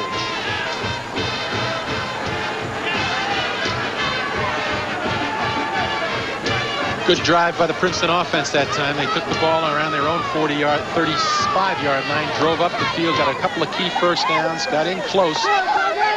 Penn defense stiffened, but Princeton came away with 3 points on the field goal, and now the ball go back to Penn. This is a good football game, Pat. Just the way they predicted, a close, tough game. Defenses dominating play here at times. And don't forget, at the conclusion of our third quarter, we'll have an NJN extra point as we provide analysis and commentary on the play through 3 quarters. Well, Al Bagnoli will see what he has up his sleeve for that Penn offense with some good calls on that series. Came out with a trick play that went nowhere, but then they had a great call as quarterback McGeehan went to Steve Freeman. Jeff Hogue getting set to kick off.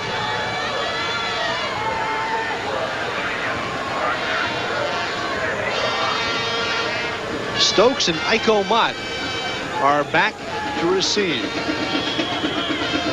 And Mott averages 28.5 yards a kickoff return. Mott fields on the 11. Out to the 30-yard line. Iko Mott still on his feet. Hogue in pursuit, slows him down, and Mott stepped out along the sidelines. Iko Mott.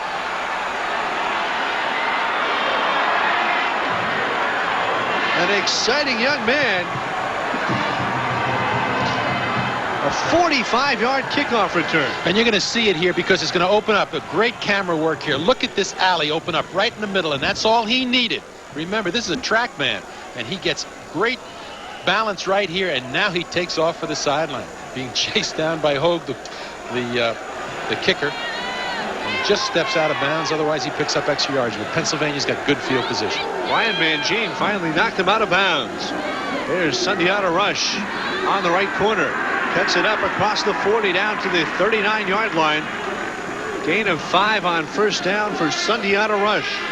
Running that football back into the sideline off the stretch play with a single back, and he just waits for his blockers to form. He's looking to run it outside or off tackle. That time he waited, had a bunch of white shirts in front of him, picked up 5 yards. Sundiata Rush playing his high school football at Central in Philadelphia. Part of an undefeated public league championship team. And they'll pitch it back to Rush. Aaron Harris brings him down after a gain of 2.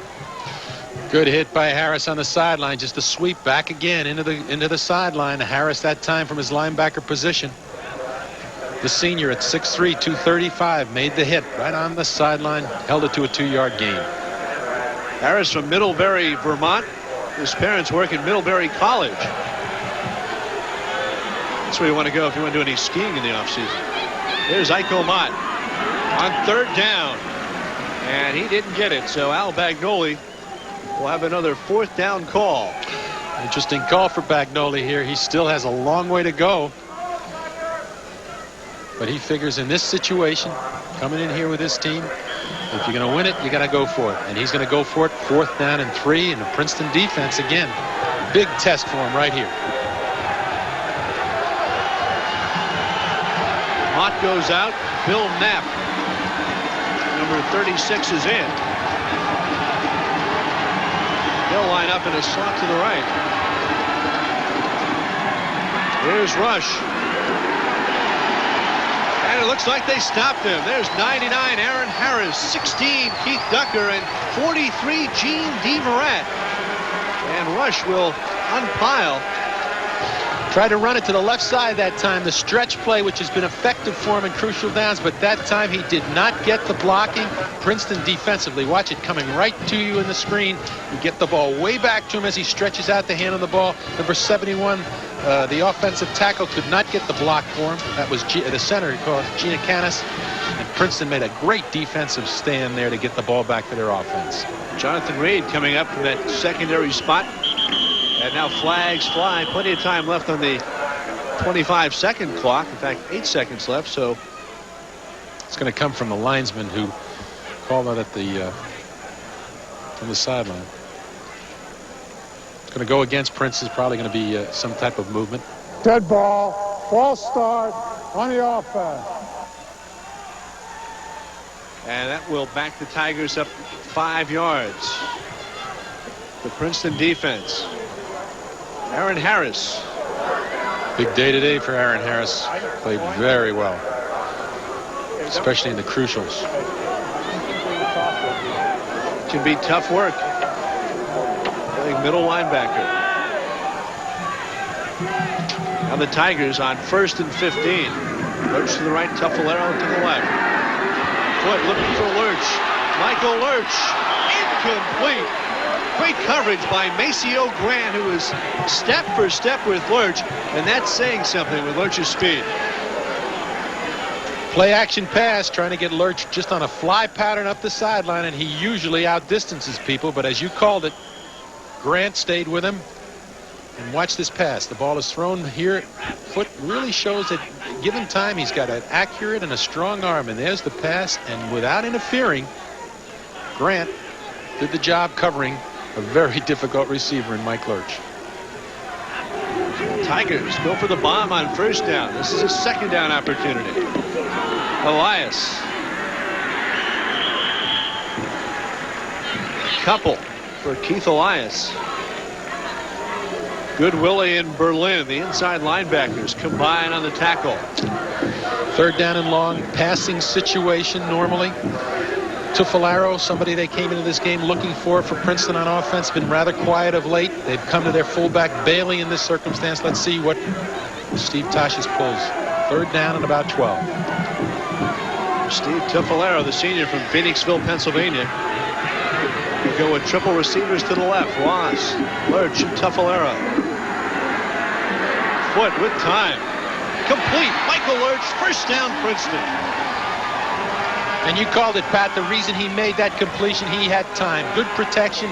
Pennsylvania elected to rush with only 5. The Princeton offensive line picked up on him, gave Foot a chance to sit in the pocket, step up as number 1 comes open in the middle on the dig pattern, the in pattern. There's Michael Lurch. He's got the 1st down yardage already. Good possession pass, and they keep possession and the drive alive. Michael Lurch from Manawa, New Jersey. And off to Bailey. And Bailey keeps that Penn defensive front honest, picking up 2. Wayne Drosser, number 51, makes the stop. Very interesting to note how Princeton has used Michael Lurch today, more so than we've seen all year. Used him as in the normal situations, but in the passing game, they've looked for him a little bit more, and they've come to him, and he's been waiting for it, and he's delivered.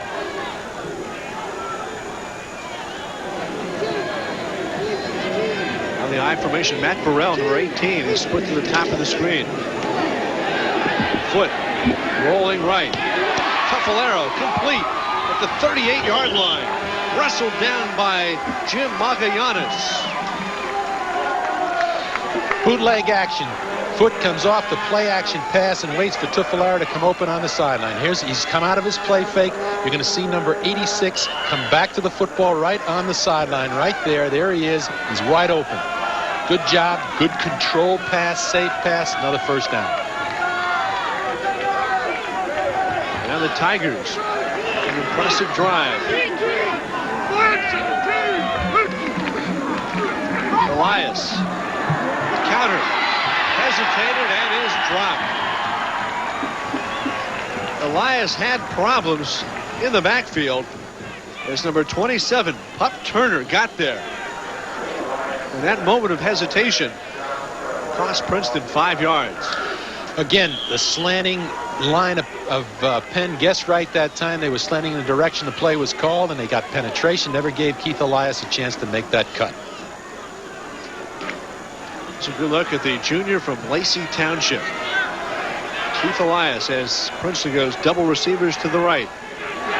Final minute of the third quarter. Look out. Boyle rushes. The screen never set up. Pup Turner and Andy Berlin drop Elias for another loss. Big play again. Pressure for one of the few times today on Joel Foot. He's trying to run a little screen play. Watch Elias set up. They're going to try and dump it off to Elias in the screen here, but they never gave him a chance because of that pressure there. And when he dumps it off, he's fortunate to get the ball to Elias, and he's hit immediately. Third down and long. They've been looking for Lurch or Tuffalera. Let's see what kind of coverage Pennsylvania gives them. They've been playing a zone coverage, which opens up holes in that secondary. Third and a bunch, 18 yards. Foot across the middle to Lurch. Oh, baby, is he hit. Jim Magallanes drilled Michael Lurch.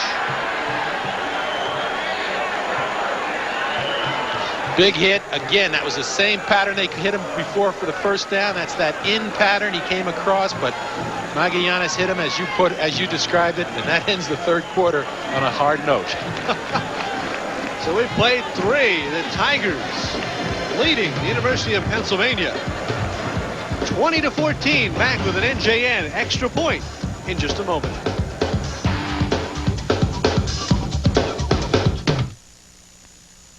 What does your home mean to you? I love my home for a lot of reasons. My house is a single-family home with a big yard. I like my house because I have a friend next door and a tree in the backyard. I especially feel comfortable when inviting my friends over because I am so proud of what my home means to me. It simply means love. Thanks, New Jersey Housing! We help finance the American dream. 1-800-NJ-HOUSE. The facts. I mean, the world is still a dangerous place in many respects. The issues. Discrimination is alive and well. The analysis. Now, women on the cutting edge of global affairs put it all together with timely debate. To the contrary. Don't miss it, Tuesday nights at 11:30. You're watching NJN, the New Jersey channel. WNJS, Camden.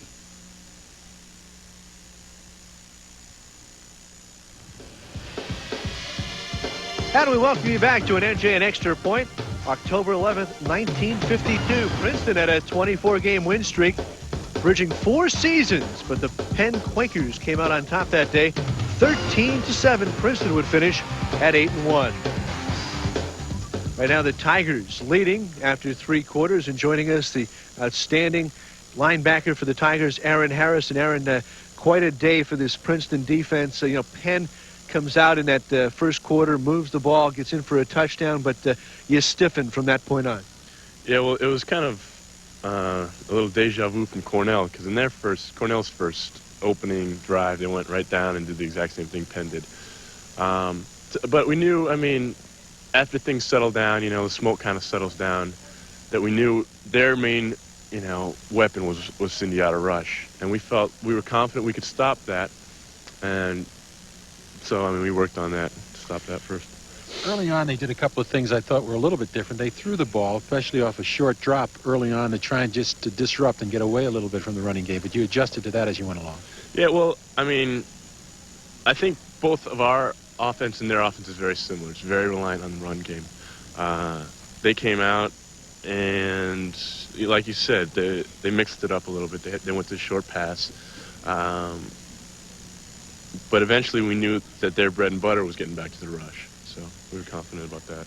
We had a big interception in the second quarter. That set up a Keith Elias touchdown that got the Tigers on track. He also had some big stops. Speaking of Sundiata rush, we're going to take it look at one right here, Aaron, from your linebacker spot. The stretch play is described by Bob Casciola. Right. Well, I think that, I mean, that's how Sundiata is so effective. It starts off, and it looks like a sweep or a dive, and he wants to cut it back.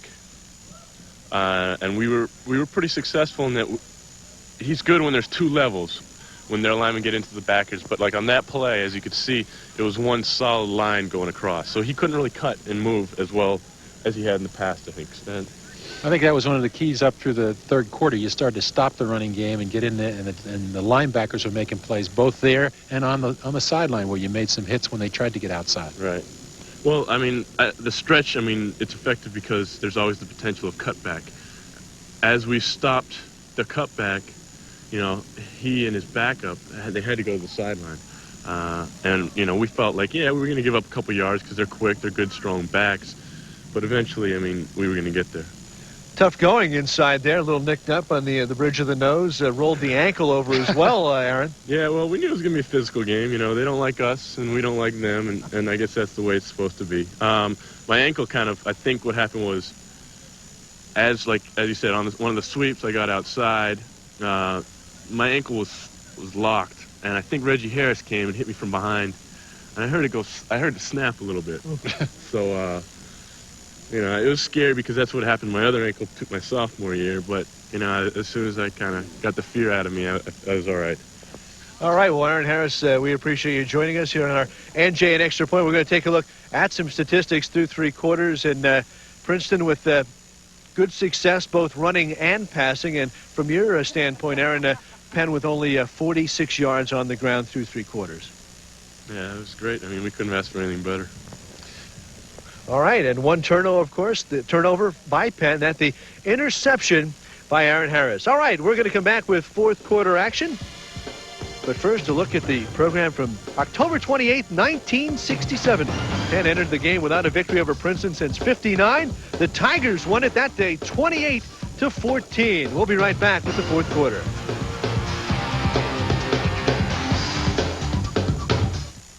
If you depend on the New Jersey Channel for programs like this, we want to hear from you. Take a moment now and support NJN with a contribution of $36, $50, or $100. Call 1-609-530-5034 or mail your check to NJN CN 777 Trenton. Every day, every minute, every second, events are unfolding around the world.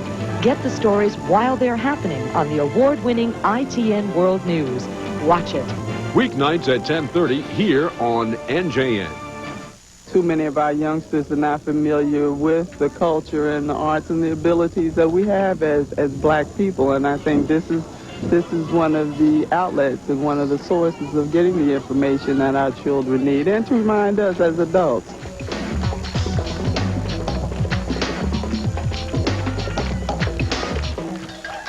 Another View takes you to the African American Heritage Festival, Tuesday at 11. And welcome back. First play of the fourth quarter, and the Tigers on 4th and 6 will punt.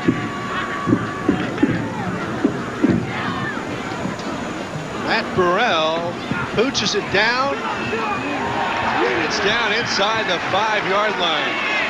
Another big play on special teams by Nick Brophy, who got down there on the coverage. And the Quakers will begin the fourth quarter backed up against their end zone. Great kick, though. Really, that's the kind of kick you need in a situation like that. Steve Tashius could have gone for it, but it's too close a game. It's too much time left. He decided to try and get it inside the 10-yard line, and Burrell did it perfectly for him. Pennsylvania looking at 96 yards. McGeehan handing off. Gene DeMorat was flying as he nailed Iko Mott. Mott was Penn's leading rusher, second leading rusher last year, averaging 4.7 yards a carry.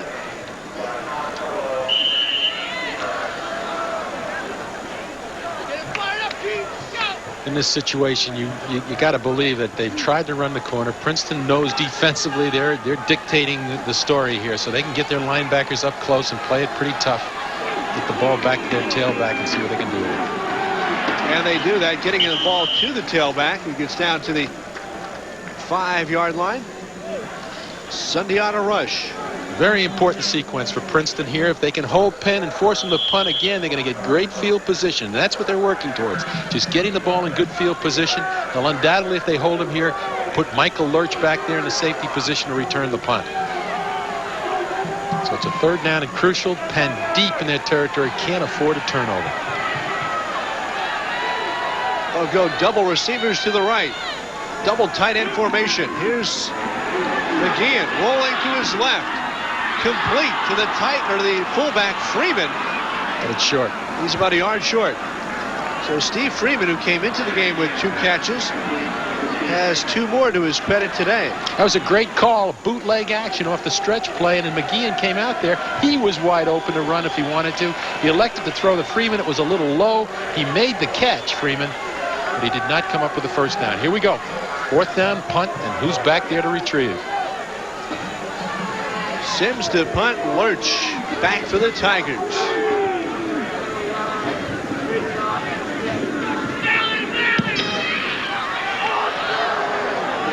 And Lurch backs up to the 41-yard line. Turns on the Jets. Michael Lurch cuts it back. Flag flies, however, as Lurch goes into the end zone. A flag back at the 36-yard line, and Steve Tosches comes out onto the field to protest. He better stay back or they'll throw a flag on him. Michael Lurch cut it back. And Tosches goes back off the field now. The sad part of it occurred a long way from where Lurch was returning the ball. It was on the other side of the field where the block occurred. And that's probably what Tosches is talking about. But what an effort by this guy. He is incredible.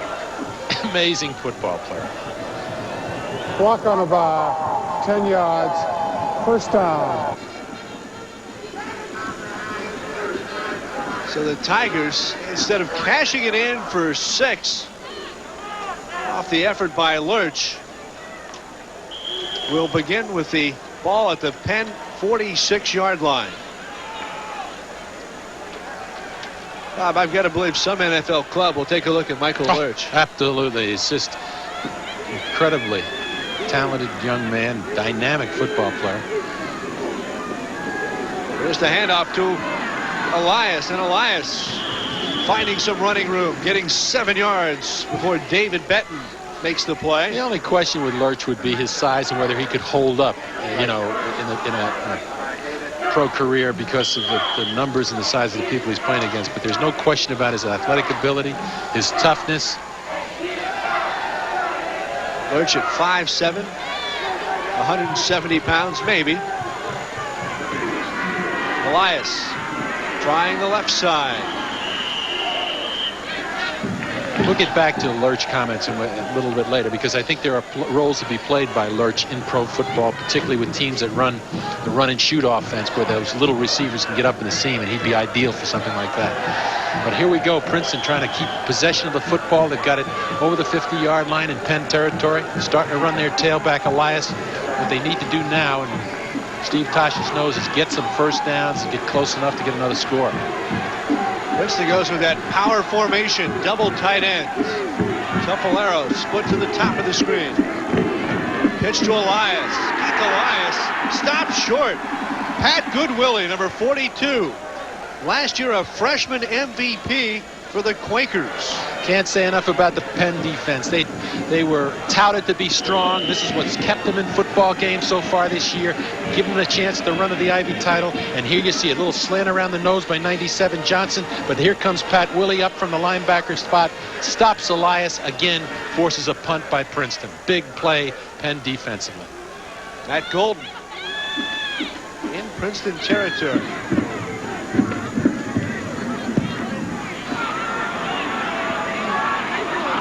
And it's fielded at the 6. And out to the 18-yard line is Tom Gibbs. Gibbs made a dangerous play in fielding the ball, but he returns it, and they'll take over on the 18-yard line. Right now, let's go down to Mike Mayock. Mike? You know, fully 42% of the student body here at Princeton participates in intercollegiate athletics. Last year was a year to remember. Their men's lacrosse team won the NCAA title, and the men's basketball team won their 4th consecutive Ivy League title. They believe in a strong mind and a strong body here at Princeton, and this 1992 football team certainly embodies that. That it does, Mike. We'll see the Princeton Tigers on our NJN game of the week in basketball. Meanwhile, McGeehan, complete downfield to the 40-yard line. Ben Holman, number 88. The junior from St. Louis, who plays behind Miller at tight end. That's the stretch play, bootleg action off of this. He comes out of the play fake, and his tight end runs a deep pattern, gets behind the secondary. The cornerback comes up and bites on the play run, forces the safety man to come over and make the hit. But Penn's got the ball on the 40-yard line. After the 22-yard gain, here's Sundiata Rush. Run out by Reggie Harris. Plenty of time left in this football game. Over 10 minutes left. Princeton leading by 6 points. This ball game could go either way. Rush, the Pennsylvania ball carrier. Michael Lurch. Out of bounds by Reggie Harris and Jonathan Reed. There's an injury on the field, and could be a critical one, as we see number 99, Princeton's captain, Aaron Harris, down on all fours. Now he got up after making the helping make the play on the far sidelines, and got out onto the field about 10 yards. He's been all over the field today, making tackles from sideline to sideline. One key interception that led to a score. They can ill afford to lose that talent and that psychological edge that he brings to this team. He's a great motivator in his own quiet way, as they say. All Ivy last year as a junior. That's the Princeton trainer for many years here, Dick Malacray. Well, let's see how Harris comes off here. Don't forget our next game on NJN. Rutgers in West Virginia. The Scarlet Knights in Big East play. How about this finish? Last weekend against Virginia Tech, Rutgers down by 5. As you see, Forte, Brantley, history. What a football game. Just great to be a part of it, Pat. What a finish, as the Scarlet Knights won it 50-49 on that play. They never did kick an extra point. And Scott Vaughn, one of the offensive linemen, was injured in that play. So, and the pileup afterwards. West Virginia and Rutgers next week here on NJN. Second down, 9 yards to go. Here's McGeehan. And McGeehan avoids Jess Uriola. He'll tuck it in and run, getting out of bounds at the 46-yard line. Aaron Harris on the sidelines. On the right foot, right ankle. And coming in behind Harris is number 47, Robert Dykes. That was a big play by the Princeton defense. Again, Pennsylvania coming up with some kind of a trick play off of a handoff to the tailback, hand back to the quarterback, trying to throw deep. Princeton covered it, and now they're faced with a 3rd and 4. Again, look-in pass, incomplete. Great coverage by Keith Ducker, number 16. Batted the ball away. He was looking for Jared Delancey, the wide receiver, slanting over, as you described it. Number 16, Duckett, was right there. Pennsylvania can't take advantage of that 3rd down situation, and they're forced to punt. And punt they will. The number 1, Michael Lurch. Hold on, everybody. Rob Sims back to punt. And he booms it. On the 11, Michael Lurch. And he gets out to the 21-yard line. A 10-yard return by Michael Lurch off the 43-yard punt by Sims. We'll take a break and return to Palmer Stadium in just a moment. All right, let's go, Roger. All right. Trade your armchair travels for the real thing.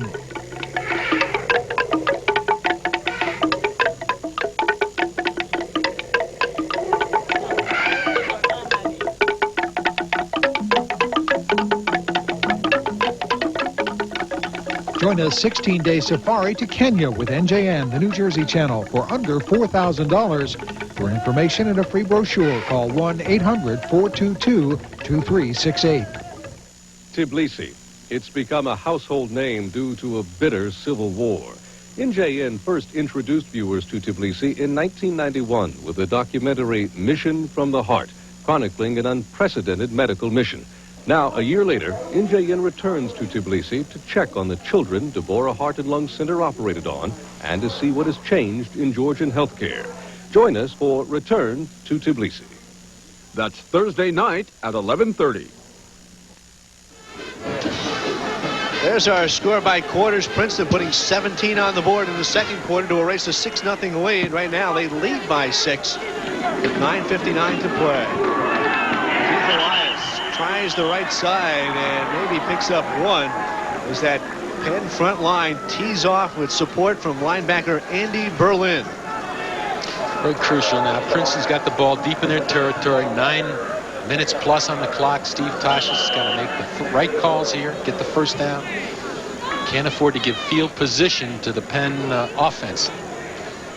Colin Nance comes in at tight end. They'll split Lurch to the left, Tuffalero to the right. Bailey and Elias, the running backs. Foot option. Jim Flannery and David Benton make the play. Foot picks up 5. And the Tigers will face a 3rd and 5. 3rd and 5. David Benton, the defensive end for Penn. Ivy League Player of the Week last week against Yale.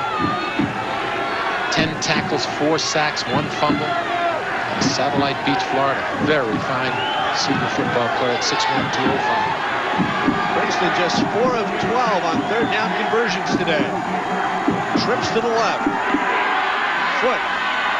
Incomplete. It was deflected at the line of scrimmage as he was looking for Tuffalero. Sean Boyle got a piece of the pass by Foot. Now it's a defensive battle, and it comes down to what you're seeing here is the defenses are stepping up, stopping the offense, and it's a matter of field position. The kicking game, so important now, gets even more critical for both teams. Matt Golden, the Princeton punter, at his own 10-yard line. No snap, but he gets it away. Back at the 44, this is Bill Cobb. He gets out of bounds at the 46-yard line and hurdles the Penn bench as he goes out of bounds. A 31-yard punt, a 2-yard return. Now the Quakers take over with excellent field position with 8:31 left.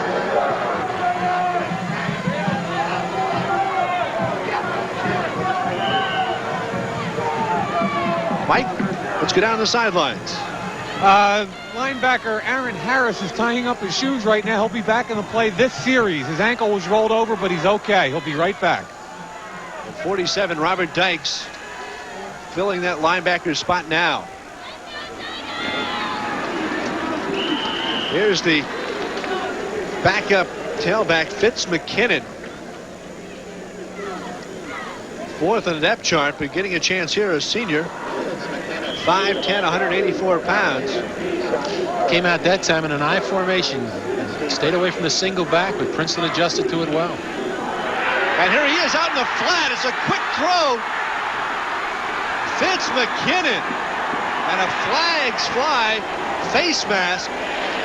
So McKinnon, gimmick play there, Bob. It looked like he was going out onto the sideline. Exactly. Substitution. What they did was they ran him in for one play, ran him at tailback, ran him off to the sideline. He never went out of bounds, and they hit him in the flat, uncovered. Watch this. McKinnon has just left the formation. 34 has come back at tailback. There's nobody on him because Princeton thought he was going off the field, so he caught the ball. Now the officials are discussing this. In the end of it all, number 22, Mangine, gets him with a face mask.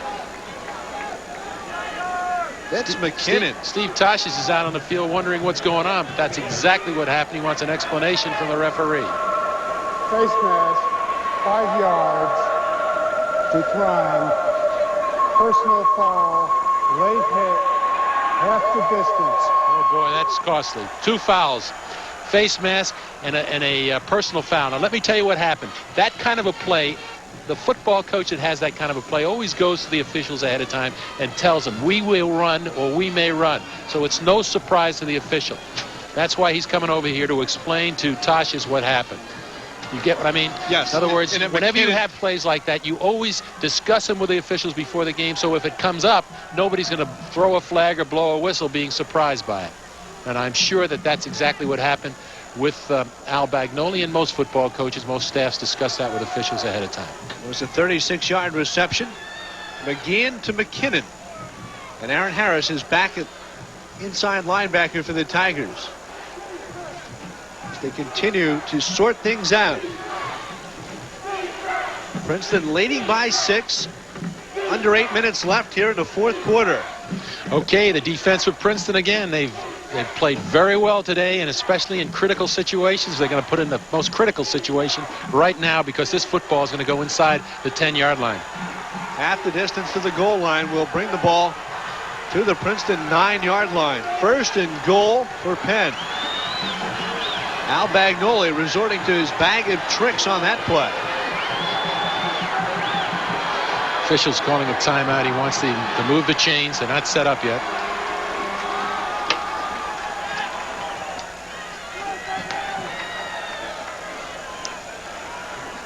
It's the situation. The Tigers at 4-0 in the Ivy League. Penn, one of 3 teams at 3-1. Along with Dartmouth and Cornell. And that Princeton defense backed up to the wall now. Nobody in the backfield. Oh, 34, Cimbiata. He lines up so far back it's hard to see him, but Rush easy to pick off there as he gets down to the 5-yard line. You're right. He's 8 yards deep, as I've mentioned on occasion here. That time he was behind a referee and we lost him. He blends in with the back judge. Big play. First call, 1st and 10 on the 9-yard line. They drive that ball to the 5-yard line. Sundiata Rush, number 34. Now, here's McGeehan. Incomplete, intended for the U-back, Steve Freeman. And Keith Ducker was with Freeman in the end zone. What Princeton does in these goal line situations, on occasion they'll put their strong safety Ducker right up and bring him. So they're rushing with 7 or 8 men. That time Ducker got right in the face of McGeehan, who was trying to run a little bootleg, and hit Freeman in the end zone. And Ducker's rush prevented him from making a completion. Bear in mind, it's with the penalty, it's now 2nd and goal from the 5. McGeehan, flush from the pocket, goes to Casciola, the tight end. They'll lose 4 yards on the play as Gene D. Moret, the senior from Millville, made the stop, and now Al Bagnoli across the way. That was give that a coverage. The coverage was excellent that time. Forced McGeehan out of the pocket. He had to go to his outlet that time, Miller. Princeton reacted beautifully to it and kept it to a loss, actually. And now they're looking at it 3rd and 8 with the ball sitting right on the 8-yard line. And he calls timeout. And he used up some precious time there waiting to get that play in. You could see Aaron Harris in that Princeton defense on the field signaling to the fans who are on their feet here at Palmer Stadium to get loud on 3rd and goal from the 8-yard line. Well, Al Bagnoli turning around this Quaker program, Bob. He's turning around with great defense, exciting offense, the kind of plays we've seen there. Keeps everybody interested. And I think the unexpected, that's the best way to describe him. Here they have 1st and goal on the 5 after they've run the ball right up the gut for 4 yards, and they elect to throw it. They've got 4 shots at 5 yards. They elected to throw it. Now they're looking at 3rd and 8. So they better come up with the right play here as they huddle on the sideline with number 14, their quarterback, Jim McGeehan, who's played well today. He's been under pressure, but he's come off and pulled the right plays in the crucial situations. Penn has 2 games left. They've got Harvard at home, and then they visit Cornell to wrap up their Ivy League schedule.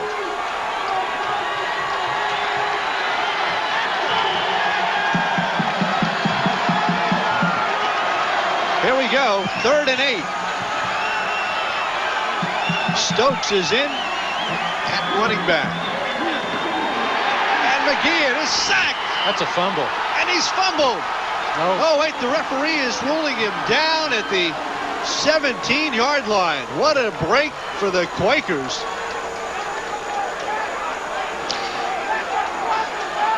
This will be an interesting second look. Jim Renna can't believe it.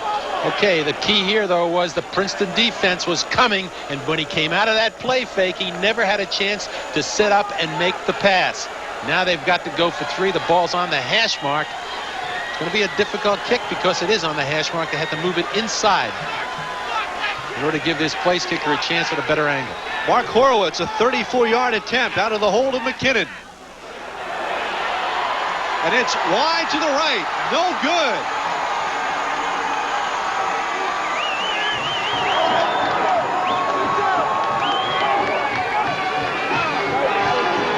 Great effort by the Princeton defense. Under pressure. Keep penalties. Here it is. Boot. It is a little play action pass. Look at the pressure on the corner by number 43, DeMurat. On the other side from 37, Millette. Both linebackers coming. Put pressure on the quarterback. Never gave him a chance to get the play off. And now it's 6:03 left. A sigh of relief from Steve Tosches as they take over at the 20-yard line. Foot hands off to Elias, and Elias was looking around for a hole and found no room to run. Sean Boyle stuffing the play after a gain of 2. Thinking here with Steve Tosches, he'd like to put together a couple of first downs, take that clock down. He's deep in his territory. He knows he can't give up field position again. The clock is important here. First downs and the clock would put it away for him. And defensively, very aggressive, very steady. They pitch to Elias, and Keith Elias gets up to the 28-yard line. Good job on the corner that time. Elias running behind his fullback, number 36, Peter Bailey. Good block on by the tight end to that side by Swinger. He got enough yardage to get it up over the 25-yard line and close to a first down. Joel Foote facing a 3rd and 2. Eiswinger comes in with the play from the sidelines. Keith Elias, who's rushed 6 times straight for 100 yards or more, 89 yards on 23 carries. He'd settle for 3 yards here. Elias with room down the left side. Elias with Tuffalero throwing a block there at the 40-yard line. Finally brought down by Tom Gibbs. But credit Steve Tuffalero as well with a big block at the 45-yard line.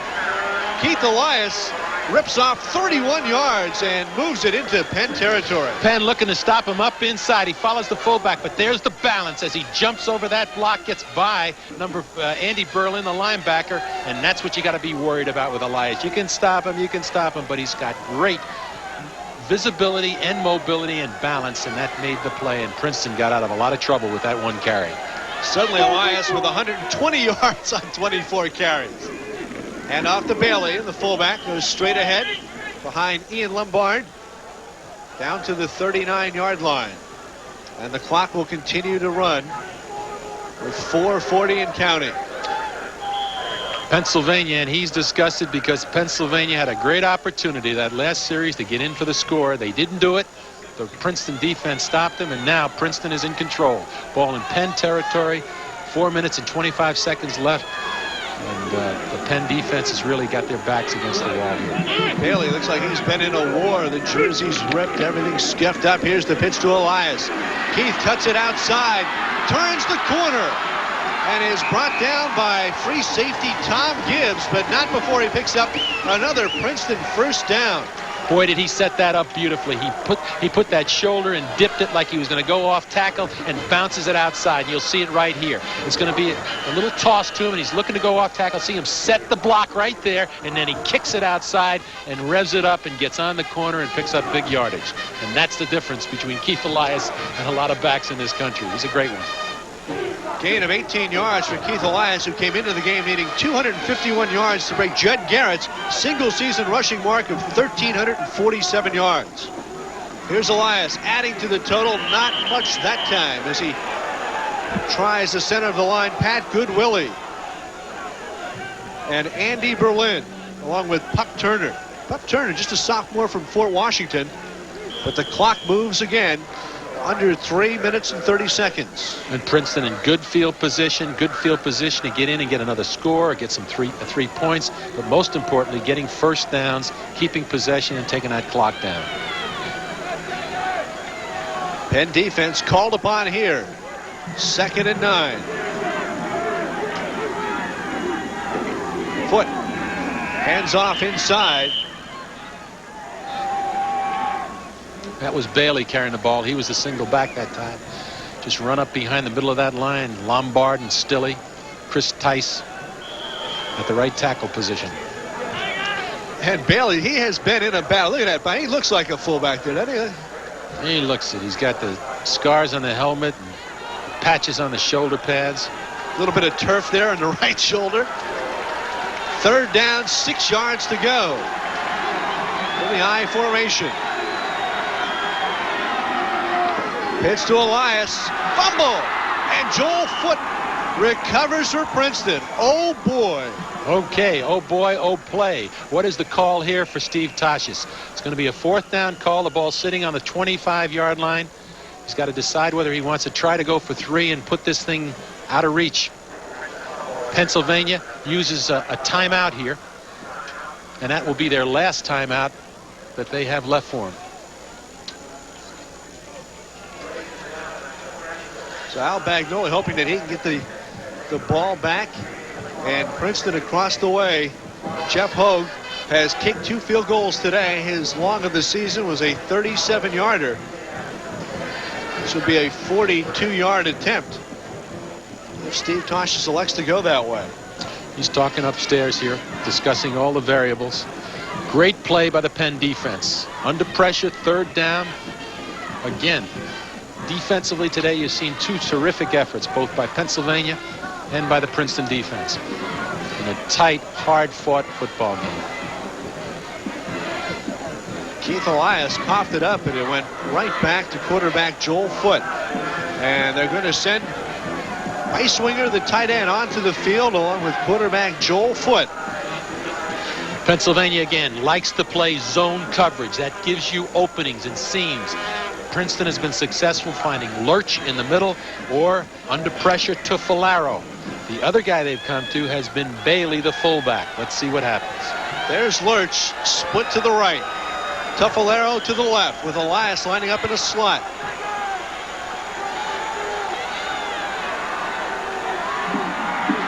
Fourth and 13. Foot looking for Lurch. Incomplete.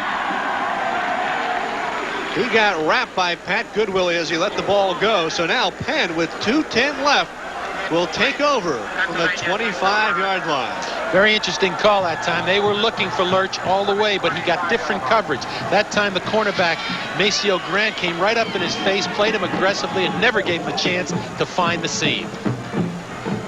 That's what it's all about.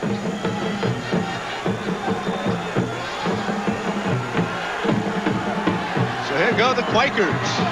Down by 6.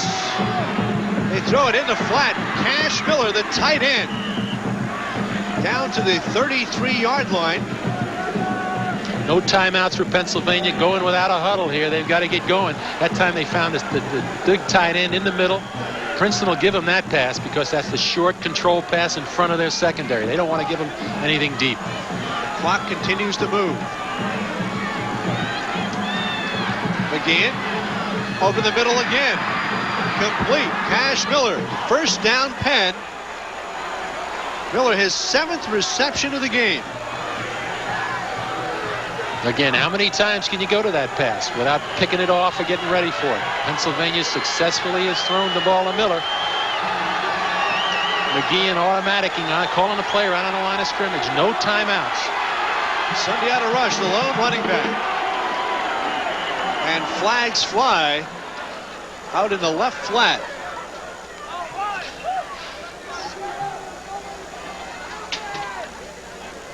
Referee Joel Goodman with a going to go. Discussion. Dead ball. False start. Offense. That's a tough penalty. Kicks him back 5 yards. Clock stops right away. Here it goes. Delancey is split to the right for the Quakers. Here's Hernandez at the 48. Can't get out of bounds. Tony Hernandez was run down by Mark Berkowitz, a sophomore from Cincinnati. And there's your time in the lower left-hand portion of the screen. Under a minute now. Penn down by 6. Hernandez to the left, Delancey to the right.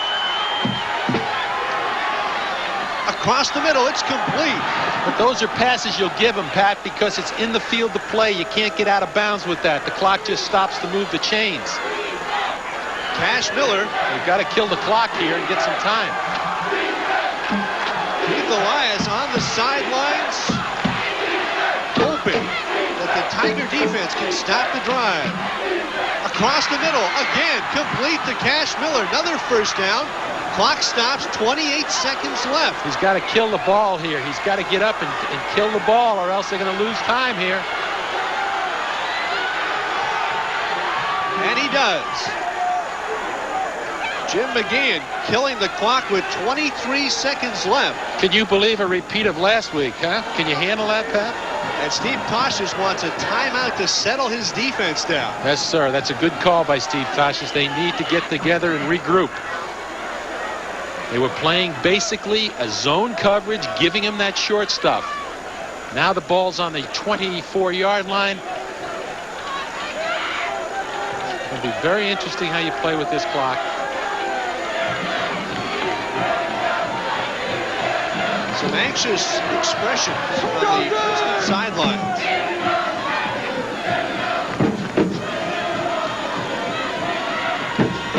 Great football game. Good, tough game defensively. Both teams hanging in there. And right now, you're seeing Jim McGeehan, the junior quarterback, trying to pull off a miracle. He's 5 of 6 on this drive for 57 yards. The players and the fans on their feet here at Palmer Stadium. Penn driving, trailing by 6 points. Double receivers to the left. Mike Baker split to the right. McGeehan chasing the pocket and knocked out of bounds by Reggie Harris with 15 seconds left on the clock. What a play by Harris. He not only put pressure on McGeehan, he chased him out of the pocket and made the tackle on the sideline. What else can a guy do? 15 seconds left. And Princeton looks like they want another timeout to make sure they got the right coverage in here. 3rd and 10 as McGeehan stepped out at the line of scrimmage. Al Bagnoli has time enough for what, 2 plays, Bob? Depending on what plays they are, right. You could try to get half of it this time and then go in the end zone on the last one, or try to put it right in the end zone for 2. The question is the coverage and also what kind of pressure's on McGeehan. Princeton's been coming with 4, 5 people, and they've been keeping him in the pocket. And Tosh is going with extra defensive backs. But look who's in the game. In the game, number 1, Michael Lurch is coming in to be a pass rusher. We've seen how quick he is. What else could he do for him today? They better pick up on that, because he'll run around a block faster than you blink your eye.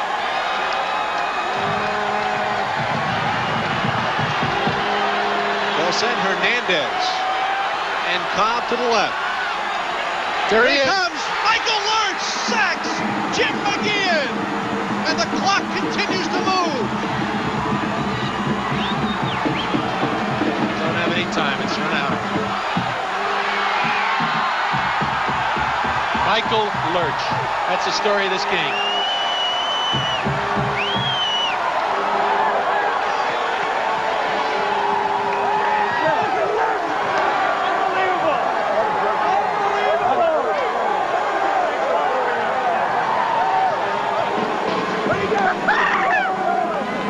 What a finish as Princeton defeats Penn to 14.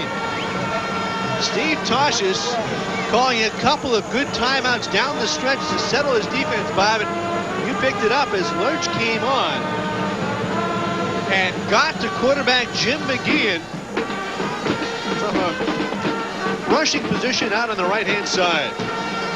There he is. Great effort. Just ran around the block and was on him before he even had a chance to set up. Made the play. But a good football game. A really exciting football game. Well, you talk about all that Michael Lurch does for the Princeton Tiger team. Today he had 4 receptions for 111 yards and a touchdown. He carried the ball on an end around for 21 yards, returned 1 kickoff for 24 yards, had 4 punt returns for 49 yards, had a touchdown called back, and sacked Jim McGeehan to put the end on today's victory. We'll take a break and come back from Princeton, where the Tigers have improved to 5-0 in the Ivy League, defeating Penn 20-14.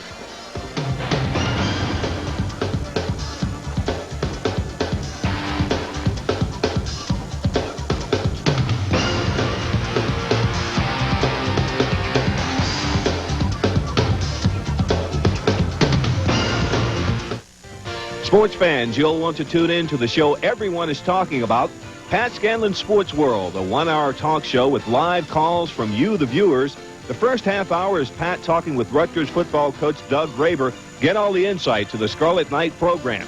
In the second half, it's a chance to talk pro football, Giants, Jets, and Eagles. So tune in to Pat Scanlon's Sports World, where you, the fans, will have a real opportunity to be a Thursday night quarterback. Thursday nights at 8, only on NJN. She gave up painting to marry one of America's best-known modern artists. Now, at age 87, illustrator Bernarda Bryson Shawn is bringing her own buoyant vision to the canvas. I'm 87 years old. I tell myself one of the reasons I've lived as long as I have is that I still haven't done all the things I want to do. This week on State of the Arts, A Quiet Audacity, the life and work of Bernarda Bryson Shawn. You won't want to miss it. Tomorrow night at 9. And we welcome you back to Palmer Stadium, where the Princeton Tigers have improved to 5-0 in the Ivy League. They defeat the Penn Quakers 20-14. And joining us now, the do-it-all man for the Princeton Tigers, Michael Lurch, who was involved in the last play of the game, a quarterback sack. He cut a pass for a touchdown, and it just seems that every week you're doing different things. The thing you didn't do today was get a punt return for a touchdown because it got wiped out by a flag, Michael. I've been fortunate to have everything go well for me this year, and it seems like every time I get a chance to do something new, something good happens. So I keep my fingers crossed, and hopefully, we'll be able to continue to play as we have, and, I'll be able to do the things I'm doing.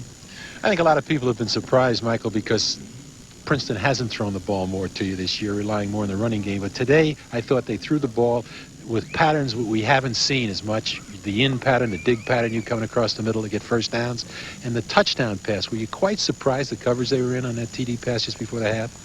Well, I think the free safety we had run it out earlier in the game, and he was overplaying it, so I gave a little head fake out, and he bit on it. And fortunately, I think Beiswinger was on the backside. He held the corner down.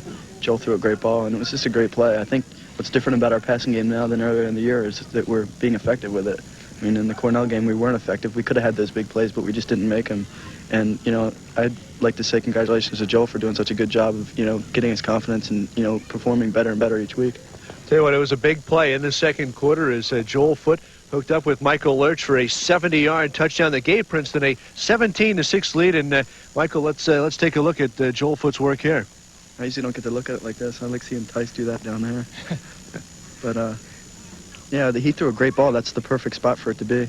And as you can see, the free safety, he's out of the play. I didn't really do any taunting this week. I figured it wouldn't be a good idea. A little bit. You did enough, though. That was good. At least you didn't lose your reputation. That's what the key is. And, it was all in all, here comes the last play of the game as you make the sack. I got a little excited. I should have laid on him a little while and run some more time off the clock, but I was just so pumped up right there that, there's a one on my helmet there. I wonder where that came from. But it worked out well. It was a great situation, and Coach Tosches has talked about putting you in those kind of situations for him, both on the punt return, the kickoff return, and once in a while rushing the passer. Did you have any feeling that you were going to get clean like that on the last play of the game? I was really excited to see that formation. Every time I come in now, they'll have like a tight end there, and they whisper all this stuff, and then the tight end stays in and pounds me. So I was really excited to see just a tackle standing there, and he was in the huddle going, hey, he's over here. So it was just me against him, and he, fortunately, he had been tired. He ran like 20 plays in a row, so I got around him. Michael, I want to ask you a question. I know you guys hit the weights in the off-season, a little bit during the season as well. Just how much do you bench press? Probably around 350. I said that in a broadcast. People said, no, not 350 pounds, but that is the correct number. Well, my high school football coach, Dan Pidcock, down at Clearview, he stresses weightlifting like no other coach, and we've been lifting since, my friends here even, we've been lifting here since we were in 7th grade, so we've put an honest commitment into it, and, it's worked out well for my high school team, and, I just continued it here. Well, things working out for the Princeton Tigers as well as you win and now play again. You go to Yale next weekend.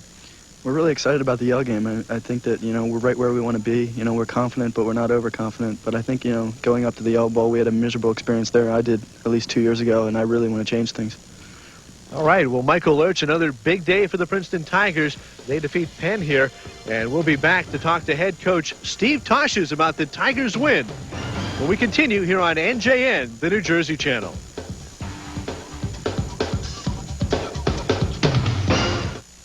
NJN's College Football 92 was made possible by a grant from PSE&G. The power is in your hands. NJN is reaching new heights and setting the pace with news, public affairs, business, and sports. Come along for the rise. Renew your membership with NJN today.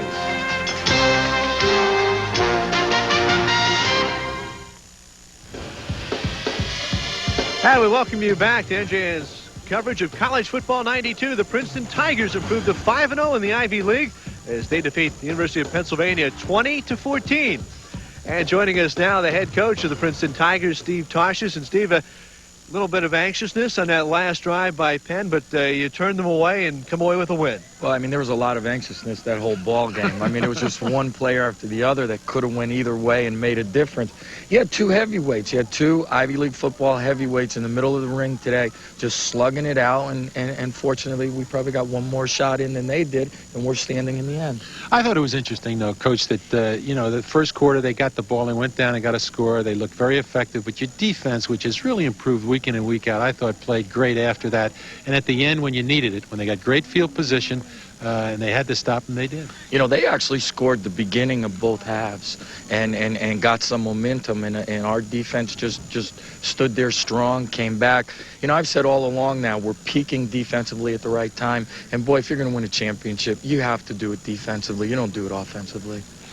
You found another way to involve Michael Lurch again. He did a little bit of everything. We just spoke with him, and take us through that last play where McGeehan drops back and you've got Lurch in to rush him. Well, that's a couple weeks now that we've been using him in real obvious passing situations, and here the ball is on about the 25-yard line. There's 15 seconds left. That's about as obvious as it's going to be. And to him, that's just a pump block. That's just a field goal block. He's just going to line up on the corner and come off as hard as he can. And boy, he had that sack before McGeehan dropped back. What happened that time, Steve, was the fact that he said before that he'd have a tight end in front of him. That time they opened the formation, he had a tackle, so the tackle never was ready for him. They opened that formation, tried to get as many receivers down the field as they possibly could, and heck, big tackle, it just isn't quick enough to block him.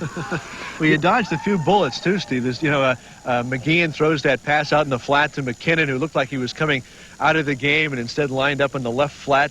They moved the ball downfield. Bagnoli went to the bag of tricks a little bit today. Yeah, he really did. He threw a whole playbook at us, and one worked. Fortunately, the others didn't. Probably something that's not being mentioned right now that probably is the biggest difference in this ballgame is their missed field goal. Yeah. And they came into it with being very, very efficient in the kicking game. And that certainly kept us away from a tie ball game. I think another key play today was just before the half, you were up 10-6 at that time, And with a little more than a minute left in the game, you get up in a passing situation and you're able to hit Lurch deep in the middle. Were you surprised by that? Was that something you expected? Because you use Lurch a lot more today, especially in critical situations. Yeah, you know what? That's something that we look for all the time. You know, we had hit him a couple times earlier in the game, right in that little seam area, and he came back and he mentioned to us that the free safety was really jumping him, and they were just in a 3 deep. And so once we you know, he tells us that, then we know that, you know, we want to try and give the kid a move and then just run right by him. And it was just one of those things. I mean, it was right before the half, and maybe we should have just protected our lead, but it's one of those things that come to your mind. You say, hey, let's take a shot. And Joe Foot threw a nice ball, and that's really one of the differences right now. Absolutely. We're going to take a look at the final stats, and we thought it would be determined by what Penn did on the ground. But look at that, 39 yards rushing for the Quakers. Some of that taken away by sack yardage, of course, but 222 yards for them through the air for 261. You had good balance, Steve. 199 on the ground, 145 through the air. Yeah, you know, the last 3 weeks now, Joel Foot has really been helping us in that passing game, making some big throws for us. There again, these next 2 weeks, if we're going to continue, we got to get that kind of balance. Now you take this team that you've called possessed on the road to Yale. Yeah. Well, we got to stay possessed, you know. This is a big victory, but, you know, we still got work to do. They've got a dream right now, and they're developing that dream into a reality, and we got to keep it going. Well, good luck to you, Steve. It was a great win today. Okay. We look forward to some exciting Ivy League action ahead, of course, that we want you to win at Yale to make that Dartmouth game back here in a couple weeks. Pretty exciting. Again, the final score. Princeton defeats Penn 20-14. The Tigers go to 5-0 in the Ivy League. Don't forget, each Thursday night we invite you to tune in live from 8 to 9 for Sports World right here on NJN. And December 1st, the PSE&G Game of the Week kicks off. Ryder at Seton Hall. Join us Tuesday night, December 1st at 8 o'clock. And next week here on NJN, Big East football, West Virginia, the Mountaineers visit Piscataway to take on the Rutgers Scarlet Knights. We'll look for you next Sunday morning, beginning at 8:30. Until then, for Mike Mayock and Bob Casciola, I'm Pat Scanlon. So long, everybody. The nights we shine on, the days we brighten, the spark, the spirit, the hearts enlightened. It's all of us together, to play, to love, to play. Here is every promise, and the power's in your hands. PSE&G proudly supports NJN. PSE&G. This is NJN, the New Jersey Channel. WNJS, Camden.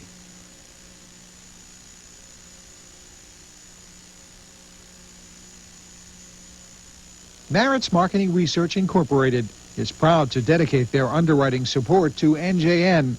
Maritz, a provider of custom marketing research specializing in customer satisfaction processes for businesses nationwide.